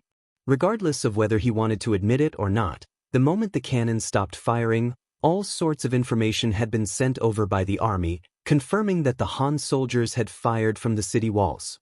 Upon hearing this, Gray's face turned deathly pale. How could he possibly contend against an opponent that possessed a firearm that could fire continuously and a cannon that could fire from such a long distance? Gray did not believe that the reason why the cannon did not land in the center of the camp was because the Han soldiers were not accurate enough. This was clearly an attempt by the other party to intimidate him. There was only one reason for doing so, and that was to subdue him. Surrender? That's impossible. Although Gray had already lost most of his fighting spirit, as a general of the Golden Horde, his pride would not allow him to easily lower his head. After the cannons fired, the morale of the Mongolian soldiers, who had just eaten their last rations, fell to the bottom once again. Facing such a powerful opponent that they could not even see, how were they supposed to fight this battle? Just as the morale of the entire army was at its lowest and the soldiers were in a state of panic, the call for surrender finally rang out. Loud voices rang out as the soldiers of the 5-star army surrounded the 50,000-strong Mongolian camp, shouting the slogan, "Surrender and live, those who resist will die." These words were shouted out in Mandarin, Mongolian, and Russian, ensuring that the surrounded enemies could hear them clearly. As the calls for surrender rang out, the entire camp seemed to have exploded with different reactions from the soldiers. After witnessing the powerful firepower of the 5-star army, many of the soldiers had already felt powerless. Furthermore, they had already run out of rations, so even if they wanted to persist, they did not have the confidence to do so. Thus, some of the soldiers had a bold idea of surrendering to the Han soldiers. As the saying goes, a bad life is better than a good death, right? Furthermore, the Han soldiers possessed such powerful firearms, surrendering to them was not a shameful matter. Gray noticed the changes in the expressions of the soldiers, causing him to feel extremely anxious. He knew that the situation was developing towards the worst possible outcome. If he was unable to think of a solution in a short period of time, the 50,000-strong army might really have to surrender to the Han soldiers. Reinforcements? Where exactly are the reinforcements? Gray placed his last hope on the reinforcements. He didn't believe that the Khan would give up on him. Then why hadn't the army transporting the rations arrived yet? He arranged for his personal guards to keep an eye on the rear. As long as he saw a trace of chaos in the 5-star army, he would have the confidence to charge out and meet up with the reinforcements. As the sky gradually darkened, Gray, who was still persevering, did not give the order to surrender. The soldiers below could only endure, hugging their weapons and curling up together. Since they had already confirmed that there was no dinner, they could only move less to reduce their energy consumption. However, he neglected one thing, and that was the hearts of the soldiers. During the day, due to the strict supervision as well as the fact that Gray had sent out his personal guards to patrol the area, no one dared to escape in front of them. However, it was different when it was dark. The limited vision caused many gaps to appear in the barracks. This gave some soldiers who were ready to surrender a chance to survive. The sky had just turned dark, and a team of 100 people had already surrendered. When the news reached Gray's ears, he remained silent. After a while, he replied, "Got it." With the situation as such, it wasn't something that could be changed by human strength.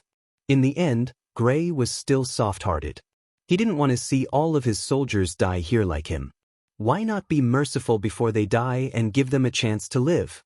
The general's disregard for everything sped up the process of the Mongol army surrendering. At the start, it was only 100 men surrendering. Under the threat of the powerful guns and cannons, it was 1,000 men surrendering one by one. No one even bothered to look after the White Russian slaves. In the end, during the chaos, the Mongol soldiers and White Russian slaves surrendered to the 5-star army. Division Commander Xiaofeng's mission was to guard the rear of the Mongol cavalry. According to the plan, this was likely to be the place where the battle was the most intense. After all, once they discovered that the road ahead was blocked, the Mongol army that wanted to escape would definitely charge towards this place. The plan couldn't keep up with the changes. The Mongol army, which still had over 50,000 soldiers, had actually surrendered just like that. This caused all of Xiaofeng's preparations to be useless. He could only lead his soldiers to capture captives. For the entire night, no one was able to find a chance to rest. When the sun rose, the entire Mongol camp was already empty. When General Gray walked out of his tent, he saw less than 2,000 soldiers. It wasn't that these people didn't want to escape, but that they had killed too many people. They were afraid that even if they surrendered, they wouldn't be able to survive. Okay. Looking at the remaining 2,000 cavalrymen, Gray started to relax. He could finally go all out without any misgivings. Everyone, Senors. Outside the camp, Division Commander Xiaofeng didn't reveal any signs of exhaustion after a night of hard work. On the contrary, he was extremely excited. After his continuous requests, Yang Chundong finally handed over the task of dealing with the remaining 2,000 Mongol cavalry soldiers to him. Although their numbers were slightly less, they could still put up a good fight. Early in the morning, Xiaofeng had gathered a few thousand soldiers and surrounded the Mongol camp. Now, all they had to do was wait for the enemy to charge out so that they could deal with the problem in one go. After the formation was set up, the Mongol cavalry soldiers walked out of the camp as expected. Although there were less than 2,000 cavalry soldiers left, they were all prepared to die, causing them to appear exceptionally imposing. Immediately put down your weapons and surrender. If not, don't blame us for being impolite. Division Commander Xiaofeng finally had the chance to shout out. His shout wasn't soft, but there was another voice that resounded in Xiaofeng's heart. You must not surrender. You must not surrender. If not, with such a large formation, there won't be a battle to fight. Xiaofeng was worried that these 2,000 soldiers would still choose to surrender. However, his worries were clearly unnecessary. Since these people didn't choose to surrender last night, why would they do so now? Facing the ice-cold muzzles of the Mongol cavalry soldiers, all of them pulled out their cavalry swords. Under General Gray's furious roar, they started a suicidal charge. Iron hooves stomped on the ground, causing dust to rise. One after another, the Mongol cavalry soldiers shouted loudly, waving their cavalry swords as they charged forward. What welcomed them was Division Commander Xiaofeng's command, following which, gunshots rang out. Bullets whizzed through the air, piercing through the bodies of the charging cavalry soldiers. Blood splattered everywhere. One after another, the Mongol cavalry soldiers fell on the path of the charge. The Mongol cavalry soldiers were already prepared. Almost every one of them was shot in the chest. Their cavalry swords fell from their hands, and their corpses fell from their horses like dumplings. Gray took the lead, carrying out the duties of a general as he charged at the very front. Although he didn't turn his head, his senses told him that soldiers were falling beside him. Very quickly, there were no other noises around him. When he was 50 meters away from the Mongol cavalry soldiers, his surroundings became extremely quiet. He finally couldn't help but turn his head around.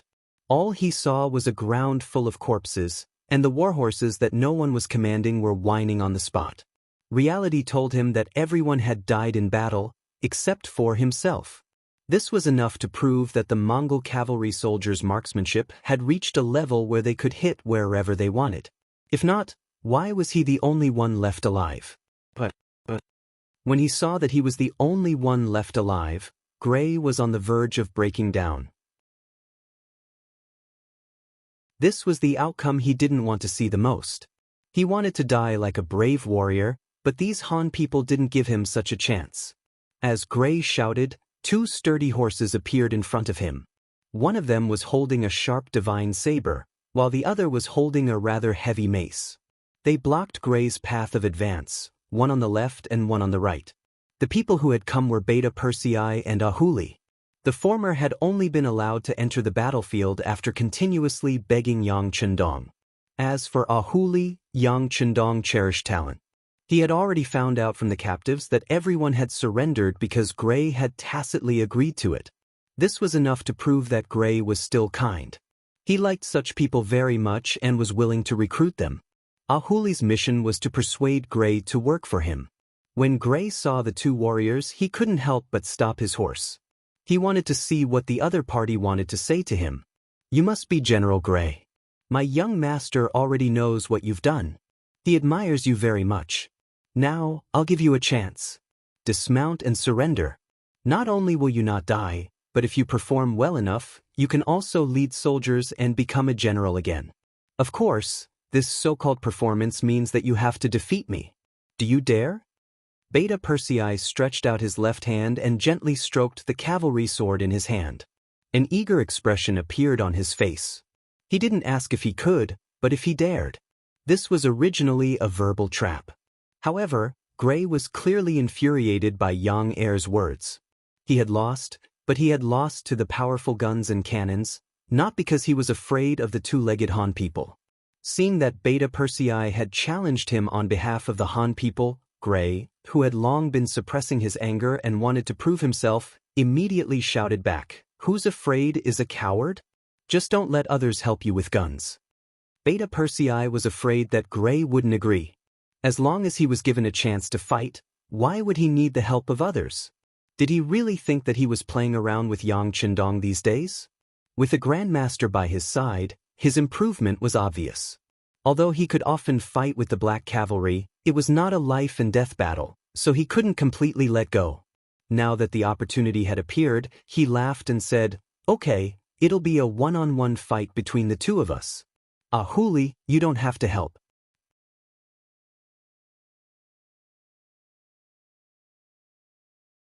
Chapter 1428. Ahuli, who had been called out, was already prepared to step in once Beta Persei was no match for him. This person was Bugnam of Gojoseon's personal guard and was the most trusted person. Nothing must happen to him, especially in front of Ahuli.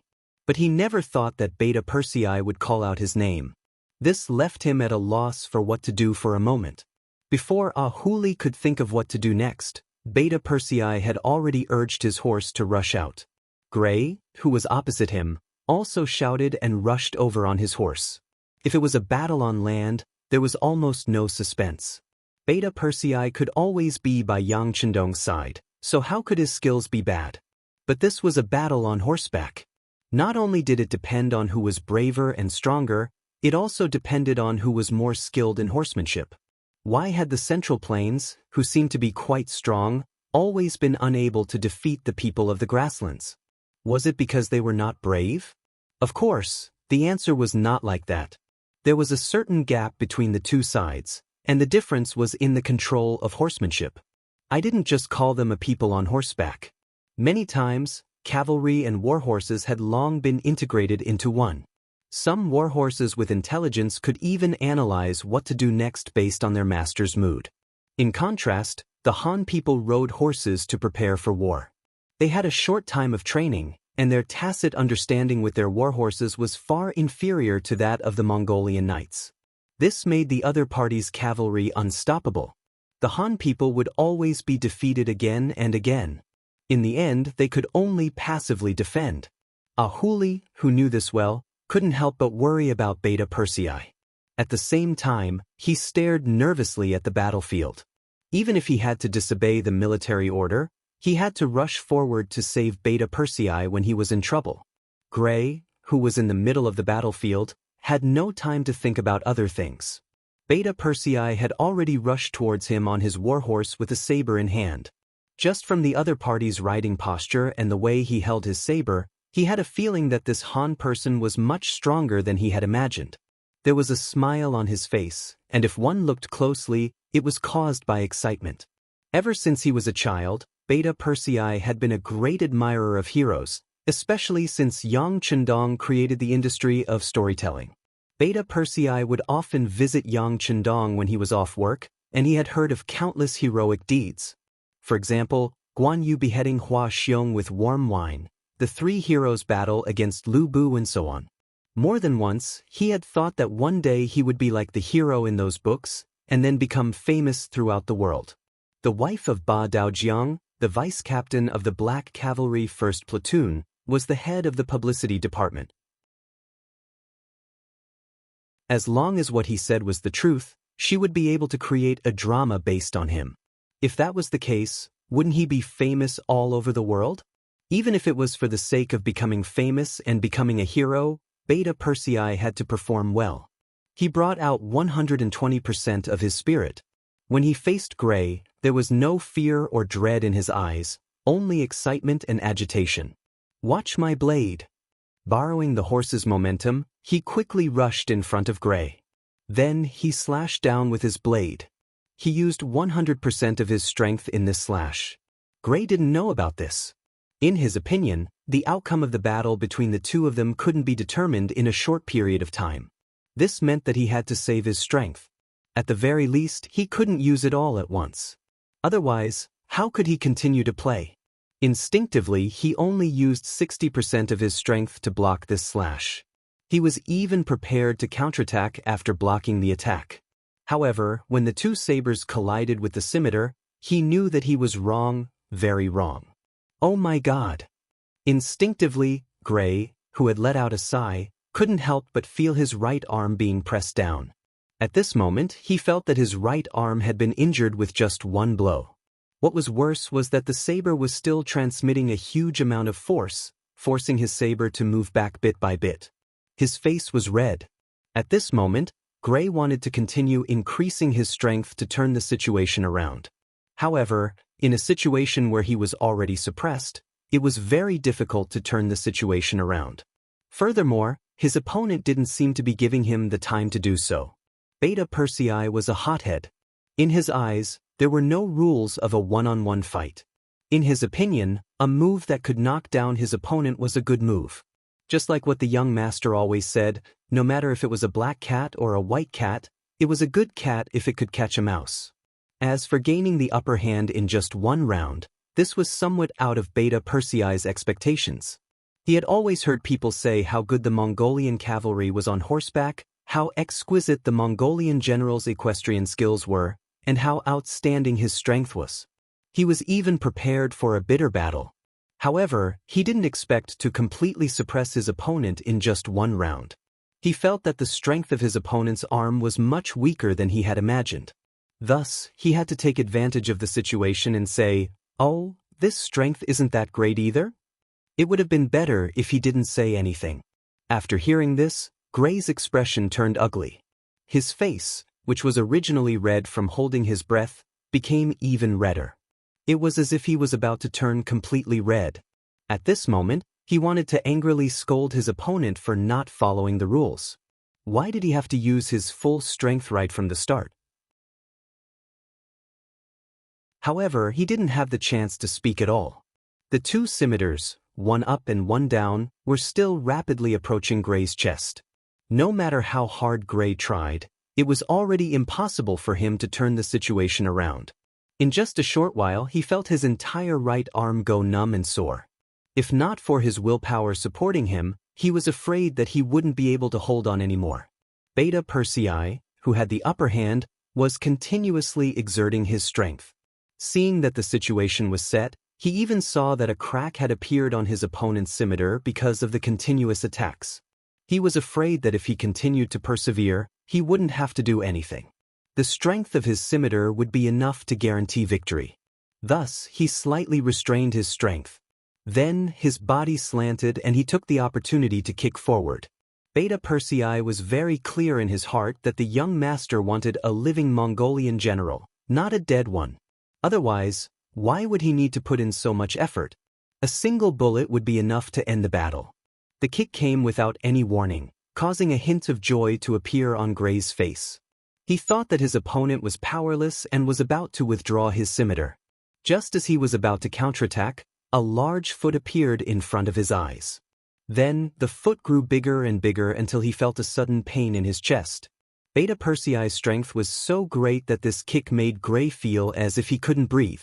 Then, he fell from his horse and a sharp saber was placed on his neck. Originally, they thought that it would be a fierce battle. However, who would have thought that it would end so anticlimactically? Many people didn't have the time to watch it before it ended. Gray had become a captive under the saber. There was no need for Beta Persei to say anything.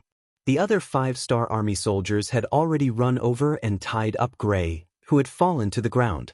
With him tied up, it also meant that the Mongolian army had suffered a great defeat. A total of 80,000 people came. After this battle, the number of captives reached 60,000. This Khagan of the Golden Horde is a little like a transport captain. After Yang Chundong finished speaking, he didn't care if anyone else understood him. He turned around and went down the city gate tower. Just yesterday, he received a telegram from the world's 1st Cavalry Army and the Cold Front's 3rd Cavalry Army. It recorded that they had defeated Turgenev of the Russian clan. Turgenev had underestimated his opponent and rashly attacked. The Cold Front's 2nd Cavalry Division had sent reinforcements and made him dizzy. Then, the world's 1st Cavalry Army took the opportunity to attack and ended the battle. Yang Chundong had already expected this result. Turgenev wasn't a direct descendant of the Russian duchy. Furthermore, he had underestimated his opponent and sent out his troops against the Cold Front and the world's 1st Cavalry Army. It would be strange if he didn't lose. The only regret was that Turgenev had escaped. No one would have thought that when the world's 1st Cavalry Army launched their attack, Turgenev would be one of the first to escape. This caused the morale of the Mongolian army to plummet. At the same time, it also allowed the general to escape the net. Perhaps the Cold Front's 2nd Cavalry Division and the world's 1st Cavalry Army had fought too fiercely. In the end, only 70,000 of the 100,000 enemies had escaped. Only 30,000 had been killed or captured. Since the battle had been decided, the next thing he had to think about was how to revive the country. He had to turn this place into an important Yangtze military base in the shortest time possible. 7 days had passed, and there was still no news about the attack on Kazan City. Mahamar's intuition told him that things weren't going well. What's going on? Send someone to investigate. This Khan doesn't believe that 80,000 people can fly to the sky. If they're alive, I want to see them. If they're dead, I want to see their corpses. With a face full of dissatisfaction, Mahamar called over his subordinate, General Bodo, who was in charge of scouting and intelligence. Yes, your humble servant will immediately investigate. Bodo was sweating profusely. A total of 50,000 elite cavalrymen and 30,000 White Russian slaves had disappeared not long after leaving Samara City. Not only that, but the 3 transport brigades that he had sent out, a total of 15,000 people, had also disappeared. There were also more than 200 elite scouts that he had sent out. They had all disappeared. That was more than 200 elite scouts, and he had invested a lot of effort into them. Now that there was no news, he didn't even dare to tell the Khan. He was afraid that he would have to bear the responsibility in the end. Bodo quickly turned around and left. What he didn't know was that the nightmare would continue. With Commander Su Yunxing leading 3,000 elite cavalry scouts, no matter how many scouts he sent out, they would all be like meat buns thrown to a dog, never to return. They won in one battle, and it was an easy victory. All the soldiers who had experienced this scene, especially the Mongol and White Russian soldiers who had just joined, were full of admiration for the 5-star army. They didn't need anyone to tell them what to do next, and they all focused on training.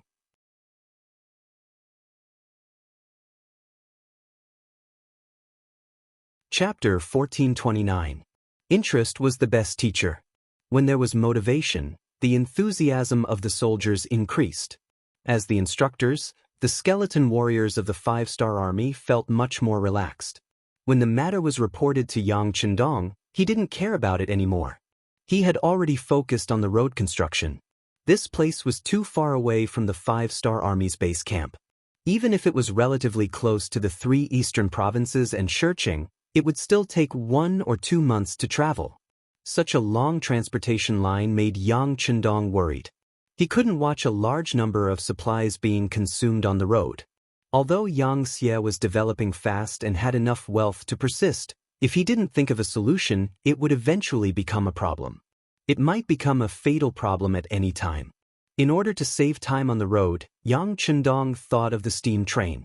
It had been more than 2 months since the first steam engine was built in Resin City. Many things were difficult in the beginning and difficult in the first step. As long as the first step was taken well, many things would become much easier in the future. According to the telegram, the number of steam engines in Resin City had already exceeded 5,000, and the number would increase exponentially every month. The fields involved included mining, water pumping, agriculture, textiles, construction of field cannons, and so on. Following the continuous research and development, it would also involve the power drive, such as the use of warships and the real construction of trains.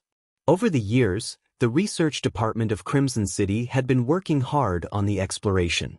They had even created electric batteries, and they had also built electric scooters according to the ideas provided by Yang Chendong. Although they could only build 2-wheeled motorcycles and 3-wheeled motorcycles due to the limitations of their efficiency, they could still build 2.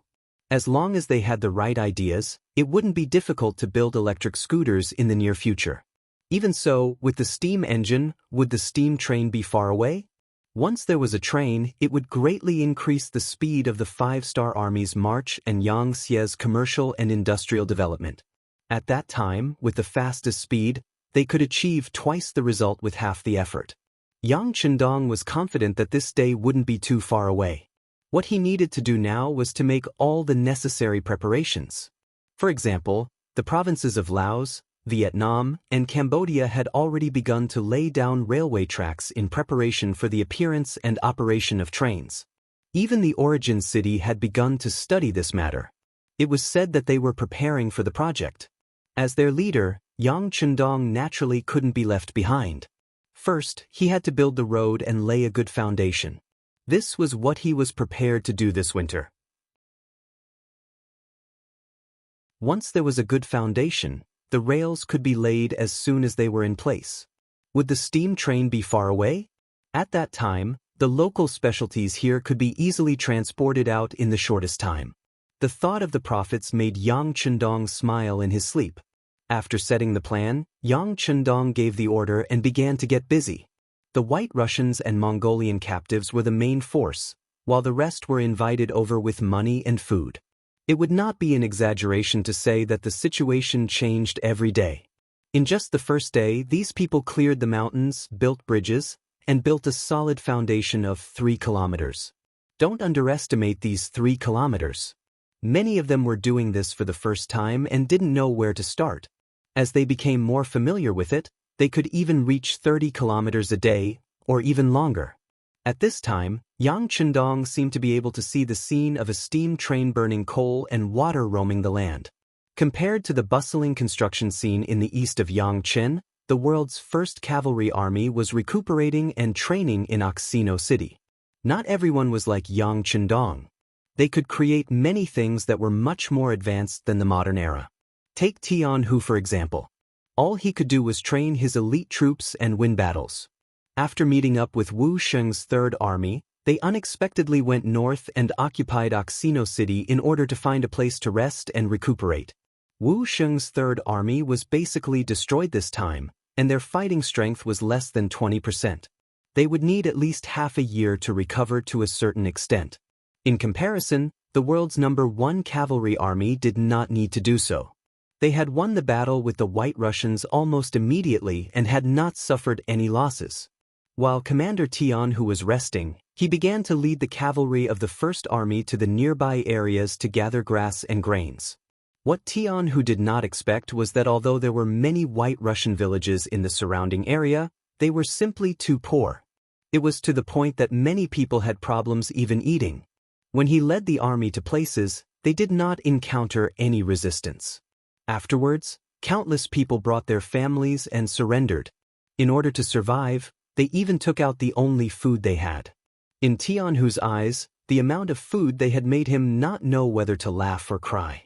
Originally, he wanted to make a profit, but he did not expect that the nearby White Russians were even poorer than him. In desperation, Tianhu could only give up on robbing the people. However, what he did not expect was that he would gain the title of a benevolent and righteous army. It turned out that the bloodlines of these White Russians were not the purest. Their bloodlines were not only White Russians, but also Mongols and other white races.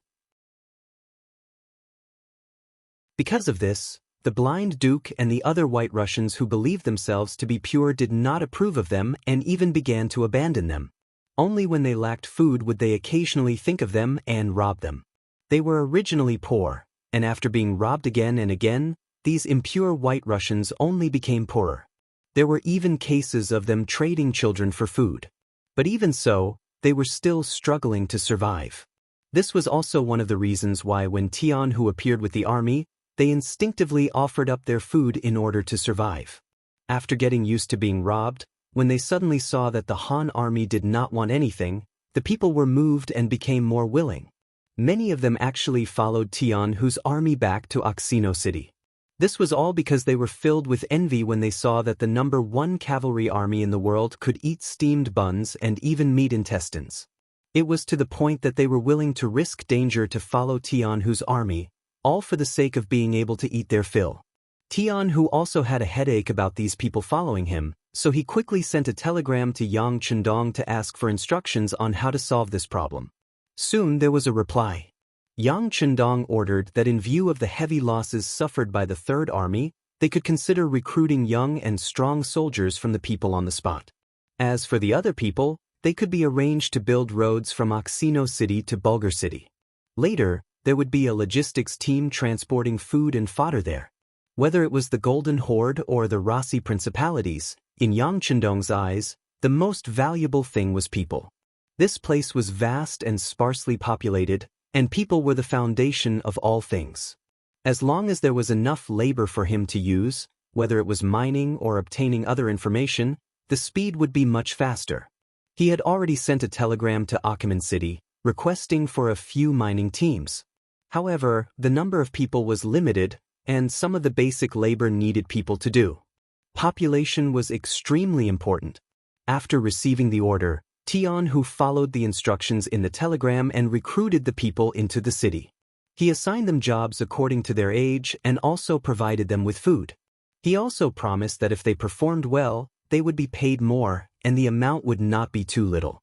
As long as they were willing to work hard, the money they earned would not only be able to feed their families, but also improve their quality of life. Being paid for work was a matter of course. How could they work without physical strength? Even so, the food was only 30% full, and they would not starve to death, not to mention being paid for their work. When had the people here ever heard of such a good life? Soon, more and more people were heading to Oxino City. Many people who lived far away also came in droves when they heard the news. Although they did not know whether this was true or not, it still gave them hope for survival. Although many of them had opened up some fertile land nearby to survive, every time it was time to harvest, the White Russians would come out to plunder.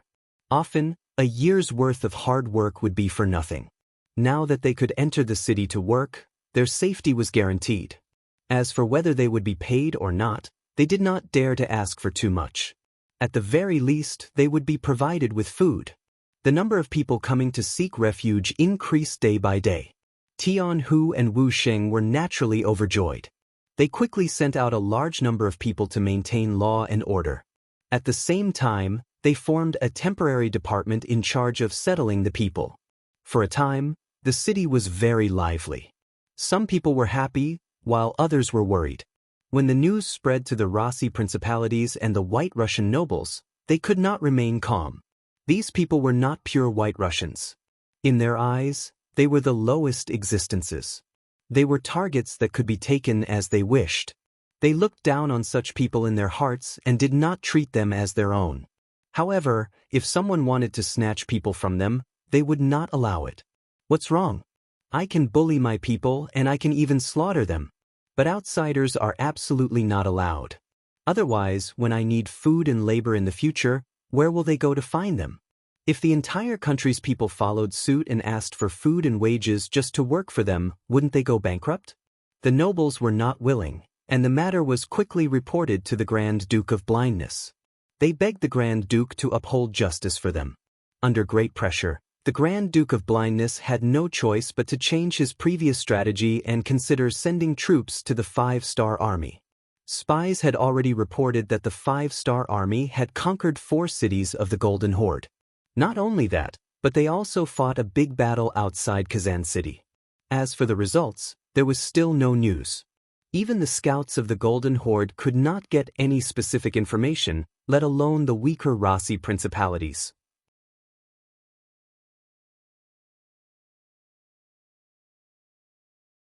Chapter 1430. But no matter what, it was always a good thing for these two opponents to fight. According to the Grand Duke of Blindness's strategy, what they needed to do was to watch the two tigers fight and let them suffer. Then, when they were tired of fighting, they would quickly attack and secure victory. But now, what happened in Oxino City had crossed their bottom line. It was unrealistic to want to watch the battle. Summoning a group of generals and nobles, the Grand Duke of Blindness discussed the deployment of troops. In view of the previous defeat in Tove City, the request this time was to not deploy troops. If they did, they would definitely win. They had to drive the 5-star army out of their own territory. At the same time, they had to kill those Russian peasants who had defected to the 5-star army as an example to others. They had to be dealt with as a warning to others that if they wanted to defect to the 5-star army, they had to be prepared to be killed. In this regard, the nobles in the meeting naturally agreed. In order for the army to achieve a great victory, they took the initiative to offer a sum of money as a reward to the soldiers who had contributed to this battle. Of course, they would not give in vain. The captives of this battle would become the new slaves of these nobles. With a high reward, the generals at the meeting became more active. No one would go against the money. Immediately, several generals took the initiative to step forward and asked to lead troops to suppress the 5-star army. In this regard, Ivan looked on coldly from the sidelines. His eyes were filled with mockery and coldness. The existence of nobles restricted the development of the Russian Empire. These people were unscrupulous and short-sighted. Wherever there were benefits, they would be there. But when it came to offering, they would become mute and start to retreat. Moreover, these people were extremely united.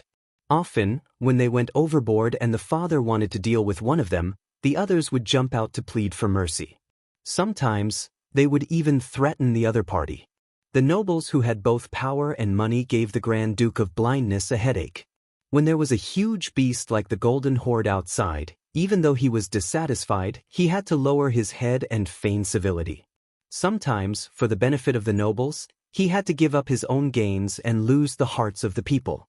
This had already begun to hinder the development of the country. If the blind Grand Duke could see those drawbacks, how could the smart Ivan not see them? However, they couldn't fall out with him yet. Otherwise, the country would be riddled with internal strife before anyone else did anything. Under Ivan's cold gaze, the various nobles participated in the meeting enthusiastically. Very quickly, it was decided that Maxim would lead 10,000 White Russian musketeers, 10,000 White Russian cavalry, 30,000 White Russian infantry, and 80,000 White Russian and Mongol slaves for a total of 130,000 soldiers. Maxim was naturally able to snatch this job because he was an important leader of the city of Novgorod in the Rasi Duchy. He was also one of the generals with the greatest authority apart from the Grand Duke of Blindness. Normally, this person could be said to be a sly old fox. He wouldn't make a move if there were no benefits. Even during the war with the Golden Horde, this person wouldn't act unless there were benefits. Many times, the blind Grand Duke had to use a negotiating tone to persuade him to make a move. This time, he seemed to have the 5-star army in his grasp. After all, according to the battle report, the 5-star army's reinforcements only had 30,000 to 40,000 cavalry. As for the previous Wuxia Third Corps, it had already been destroyed. The thing that was least needed to defend a city was cavalry. The most useless thing was also cavalry. It was just that 30,000 to 40,000 enemies weren't good at defending a city, so they were easy to deal with. Thinking that he had found an opportunity, Maxim took the initiative to ask for troops. Naturally, the nobles were very supportive. Those who had money contributed, and those who had things contributed. The matter was quickly settled. Then, like stars surrounding the moon, they accompanied Maxim out of the hall. In the end, only the blind Grand Duke and his son were left. The blind Grand Duke was very optimistic about his son. Even if the Tove city army was defeated, he still thought highly of Ivan. He even thought that it wasn't a bad thing for a young man to encounter some setbacks. On the contrary, it would be helpful for his future growth. After seeing that there was no one else in the hall, Ivan spoke. He knew why his father wanted him to stay alone, so he simply said bluntly, "Father-in-law, your son doesn't think highly of Maxim's campaign this time. The Han people aren't that easy to defeat. They are likely to hit a wall. Are our guns and cannons not enough?" The Grand Duke of Blindness asked curiously from his high seat. "If we push forward layer by layer with the power of our guns and cannons, there is still a possibility of victory. But if we are too arrogant, then we will definitely fail." "That's right, Turgenev's defeat is an example." Ivan hesitated for a moment, then said with a firm tone. Ivan's meaning was very clear. If he led the army in this battle, then they would win. If it was someone else, then it would be hard to say. The blind Grand Duke laughed. How could he not understand his son's meaning? Wasn't this what he wanted? Just like how Ivan saw the arrogance of the nobles, how could the blind Grand Duke not know this? Although his eyes weren't very good, he understood in his heart. If he wanted to revitalize the Russian Empire, these nobles would undoubtedly become an extremely heavy stumbling block. If he didn't kick them to the side, then problems would occur sooner or later. However, seeing a problem in many things didn't mean that it could be solved. The nobles were very united. They would only do things that would benefit them. If there were no benefits, they would pretend to be confused and stay away. Even if someone wanted to scheme against them, there was no better way. This time, the nobles recommended Maxim to take action because they saw that the Han people had more powerful cannons and wanted to take them for themselves. Moreover, the Han people had 40,000 cavalrymen. War horses had always been something that the Russian Empire needed the most. It was because of these benefits that the nobles took action. However, they forgot about Turgenev's defeat. It must be said that the nobles couldn't be blamed. It was because Turgenev cared too much about his reputation. When he returned, he didn't mention that he had escaped. He only said that the Han army's cannons were too powerful. Seeing that he was no match for them, he couldn't possibly use human lives to make up for it. This made everyone unable to see the true strength of the Han army.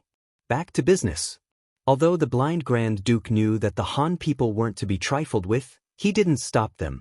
He also wanted to use this opportunity to deal a heavy blow to the noble strength. This would play a positive role in his better governance of the Russian Empire. Once Maxim's army was defeated, he would send his own troops to Oxino City. If he won the battle, not only would he reap the benefits, he would also be able to consolidate his authority.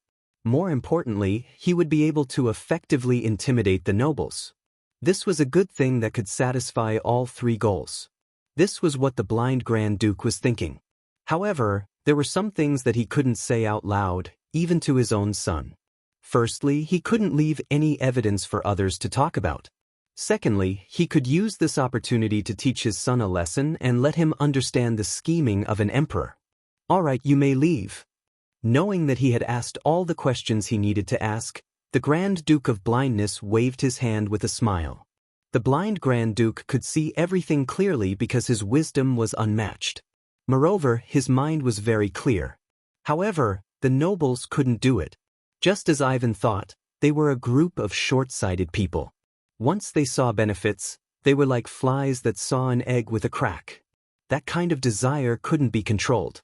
Maxim, who had been elected, was also very pleased with himself. This time, in order to support him in the war, the nobles had given him a lot of military funds. Although it was said that after the war, he would have to divide the victory according to the noble's investment. However, he was still satisfied with the noble's actions. At least he could see the noble's support for him. After reaching Maxim's position, it would be impossible to say that he didn't have any ambition. He also wanted to become a high and mighty existence like the blind Grand Duke. To achieve this, he had to achieve great results. Previously, when he faced the Mongol cavalry, he lacked confidence. However, now that he was facing the Han people who were known as two-legged sheep, he had no reason to be afraid. In his view, as long as his army caused trouble, the Han people would very likely flee in fear. He could even win without fighting. With great confidence and excitement, Maxim gathered his troops and set out 5 days later. His target was Oxino City. At this time, in Oxino City, the Third Star Army had finished replenishing its troops. Under the temptation of extremely high pay and treatment, no less than 20,000 young and middle-aged commoners joined the army. Even so, there were many youths who weren't chosen for various reasons and left with regrets. This was the benefit of having a strong economy. Many transport teams came from the Far East region. While they brought large amounts of food, they also brought salt, sugar, iron pots, soy sauce, vinegar, cotton clothes, and other necessities for the commoners.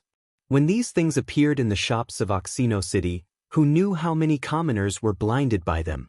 It was to the point that every shop had to be guarded by the 5-star army. Even so, there were still many commoners pacing back and forth in front of the shops. They didn't have the Chinese currency that the 5-star army had mentioned, so they naturally couldn't buy these goods. However, even if they couldn't buy them, they could still look at them. Of course, not all commoners had the ability to buy them. For example, there were some new recruits who had just joined the 5-star army. In order to encourage them and set an example, Wuxia and Xianxia who discussed and gave out a portion of their allowance. Just like that, they had the first batch of customers. When the White Russian and Mongolian recruits wearing clean and tidy military uniforms took out their Chinese coins and bought some daily necessities that made people envious, the other commoners were in an uproar. They only hated that their children hadn't been accepted by the 5-star army. Otherwise, they would have been part of the people who had these good things.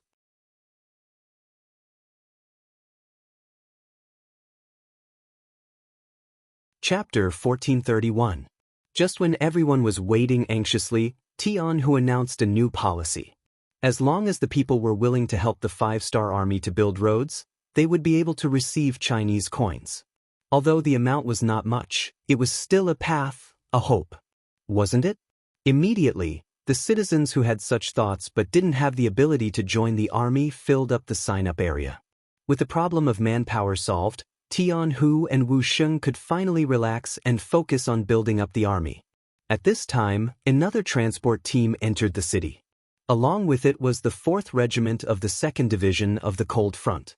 The 4th Regiment's commander, Ling Lianshuan, was ordered by Yang Chendong to come and support the defense of Oxino City. The White Russian army had many firearms. If they wanted to deal with them, they would need the help of firearms.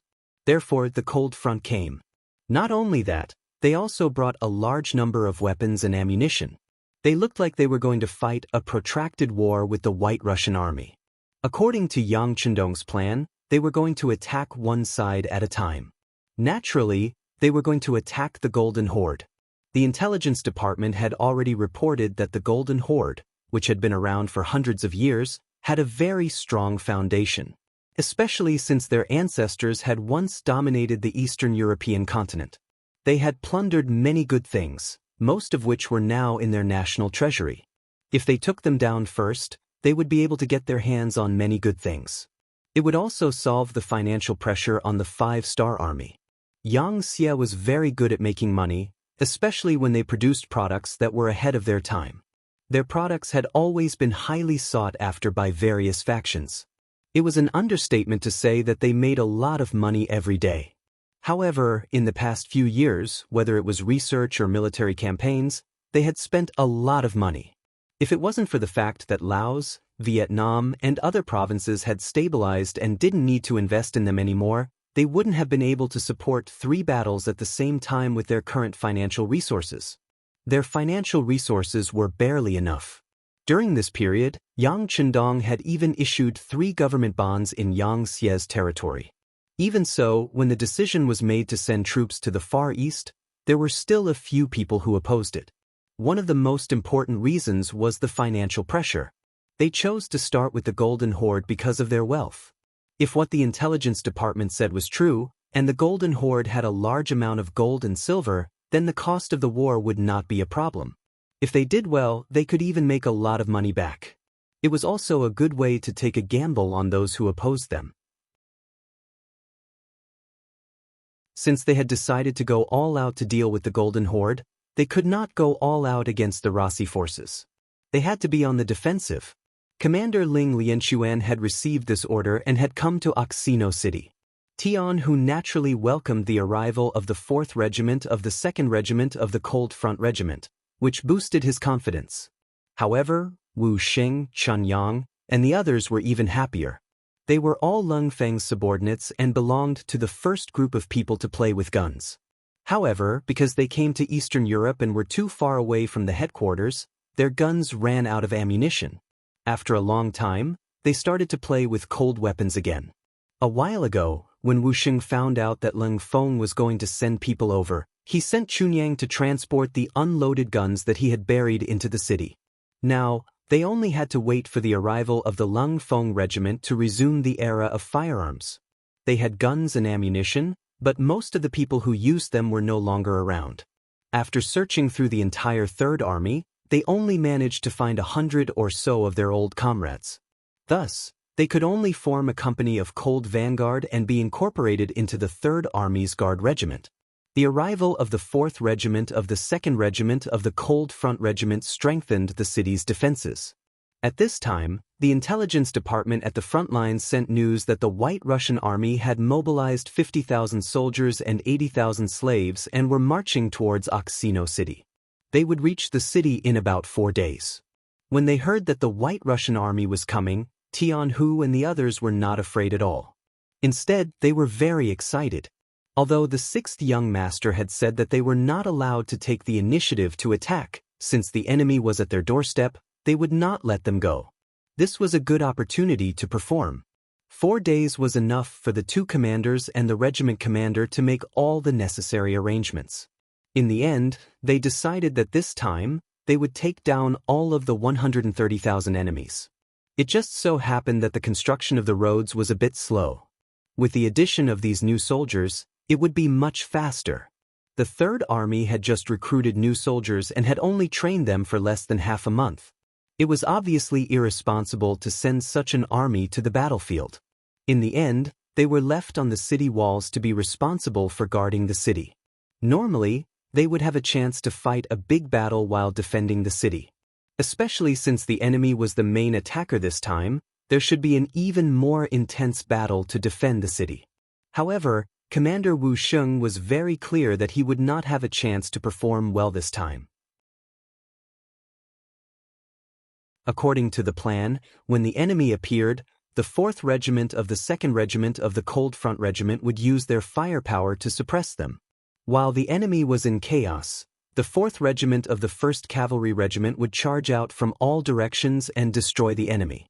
It was easy to say. After all, the enemy had an army of over 100,000. Logically speaking, it would not be easy to defeat them. However, since it was the 2nd Regiment of the 1st Cavalry Regiment of the Cold Front Regiment, Wu Xing did not have any doubts. He also understood that the so-called defending the city was just watching from the sidelines. Wu Xing did not want to watch the others fight and eat the meat and soup while he could only watch from the sidelines. After the meeting, he returned to the army and immediately issued an order. Once the battle went smoothly, the entire Third Army would be sent out. Although they were not very strong and could not inflict heavy damage to the enemy, they should be able to capture captives, right? For this reason, he even came up with a set of rewards. For example, what would be the reward for capturing 1 captive and what would be the reward for capturing 2 captives? The order was quickly passed down through the military headquarters to the various divisions, regiments, battalions, companies, platoons, and finally, every squad. When the new soldiers heard that the enemy was the 130,000 soldiers of the White Russians, they were so scared that they did not know what to do. Some of the more timid ones even trembled all over. They looked as if they could be beaten to the ground with a slap at any time. However, when the rewards were announced, the new soldiers who came back to their senses became excited again. Without exception, they were all children of poor families. At least 80% of them were used to being looked down upon and treated coldly when they were growing up. In their minds, their lives were cheap, and they didn't know when they could die. But now, it was the 5-star army of the Han people who gave them respect and dignity. They could eat their fill, wear new clothes, and earn money. Now that there was an opportunity to perform meritorious deeds in front of them, why would they not give it a try? At most, they would die. However, if they could survive and perform meritorious deeds, wouldn't that improve the living conditions of their families? If they did well, it was not impossible for them to become a role model for their families. There were not many people who were shameless. The new soldiers who had just enjoyed the taste of being respected liked this feeling even more. Now that there was an even better opportunity to perform meritorious deeds in front of them, although they were still a little afraid, the rewards of victory had stimulated them to forget all their fears. They secretly decided that if there was an opportunity to perform meritorious deeds, they would do it even if it meant risking their lives. Time passed day by day. Outside Oxino City, the 4th Regiment of the Cold Front had already dug trenches. The crisscrossing trenches were the most effective way to deal with cavalry and artillery. They had already learned that the White Russians had guns and cannons. It seemed that their strength was not bad. However, in reality, the enemy's cannons were mostly solid bullets. These cannons could fire up to 3 to 4 li away. Although it looked terrifying, if the trenches were set up, the metal balls would be turned into scrap metal before they could even reach them. The White Russians also had exploding bullets, but their attack range was limited. It was only about 1 li. At such a close range, they would have some advantage against cold weapons. However, against the 4th Regiment of the Cold Front, they were too weak. They were so weak that they would not even give the enemy a chance to fire. After the trenches were dug, the world's #1 cavalry army followed their plan and left the city in batches in the middle of the night. They jumped out of the battlefield and formed an even larger encirclement. When the enemy appeared, they would counter-encircle them and press the White Russians to the ground. Everything was ready. On the afternoon of the 4th day after receiving the news, a black mass of people appeared in the distance of Oxino City. The White Russians had finally arrived. They arrived in the afternoon. After waiting for the rear troops to arrive, the entire army camp stretched for more than 10 li. It looked majestic and gave people a feeling that they were invincible. Riding on this momentum, General Maxim led a group of people to the front of the formation. They saw the trenches that the 4th Regiment of the Cold Front had dug. These things are complicated and won't be easy to deal with. The White Russian general in charge of the 10,000 musketeers said with a serious expression, "It doesn't matter if it's easy or not. We have 80,000 slaves with us. Even if we have to use their lives, we will fill up these trenches. How about this? Let's fire a few cannons to show our military might," Maxim said with an unconcerned expression. From his point of view, he already had a huge advantage in terms of military strength. In addition, the nobles were very supportive this time, providing him with 100 cannons. Among them, there were 10 exploding cannons. The amount of ammunition they had prepared was also very ample. There was no city that they could not take down. Under Maxim's order, dozens of cannons were fired at the same time before the sky turned dark, smashing towards Oxino City. However, because of the trenches, they all fell into the trenches after rolling for a while. To this, he did not care. In fact, he even arrogantly believed that the appearance of these trenches would restrict the charge of the Han cavalry. This way, he would have the complete initiative and could do whatever he wanted. You're tuning in to the Wang Lin's Journey YouTube channel. Don't forget to subscribe and join us on this journey to catch the most captivating stories.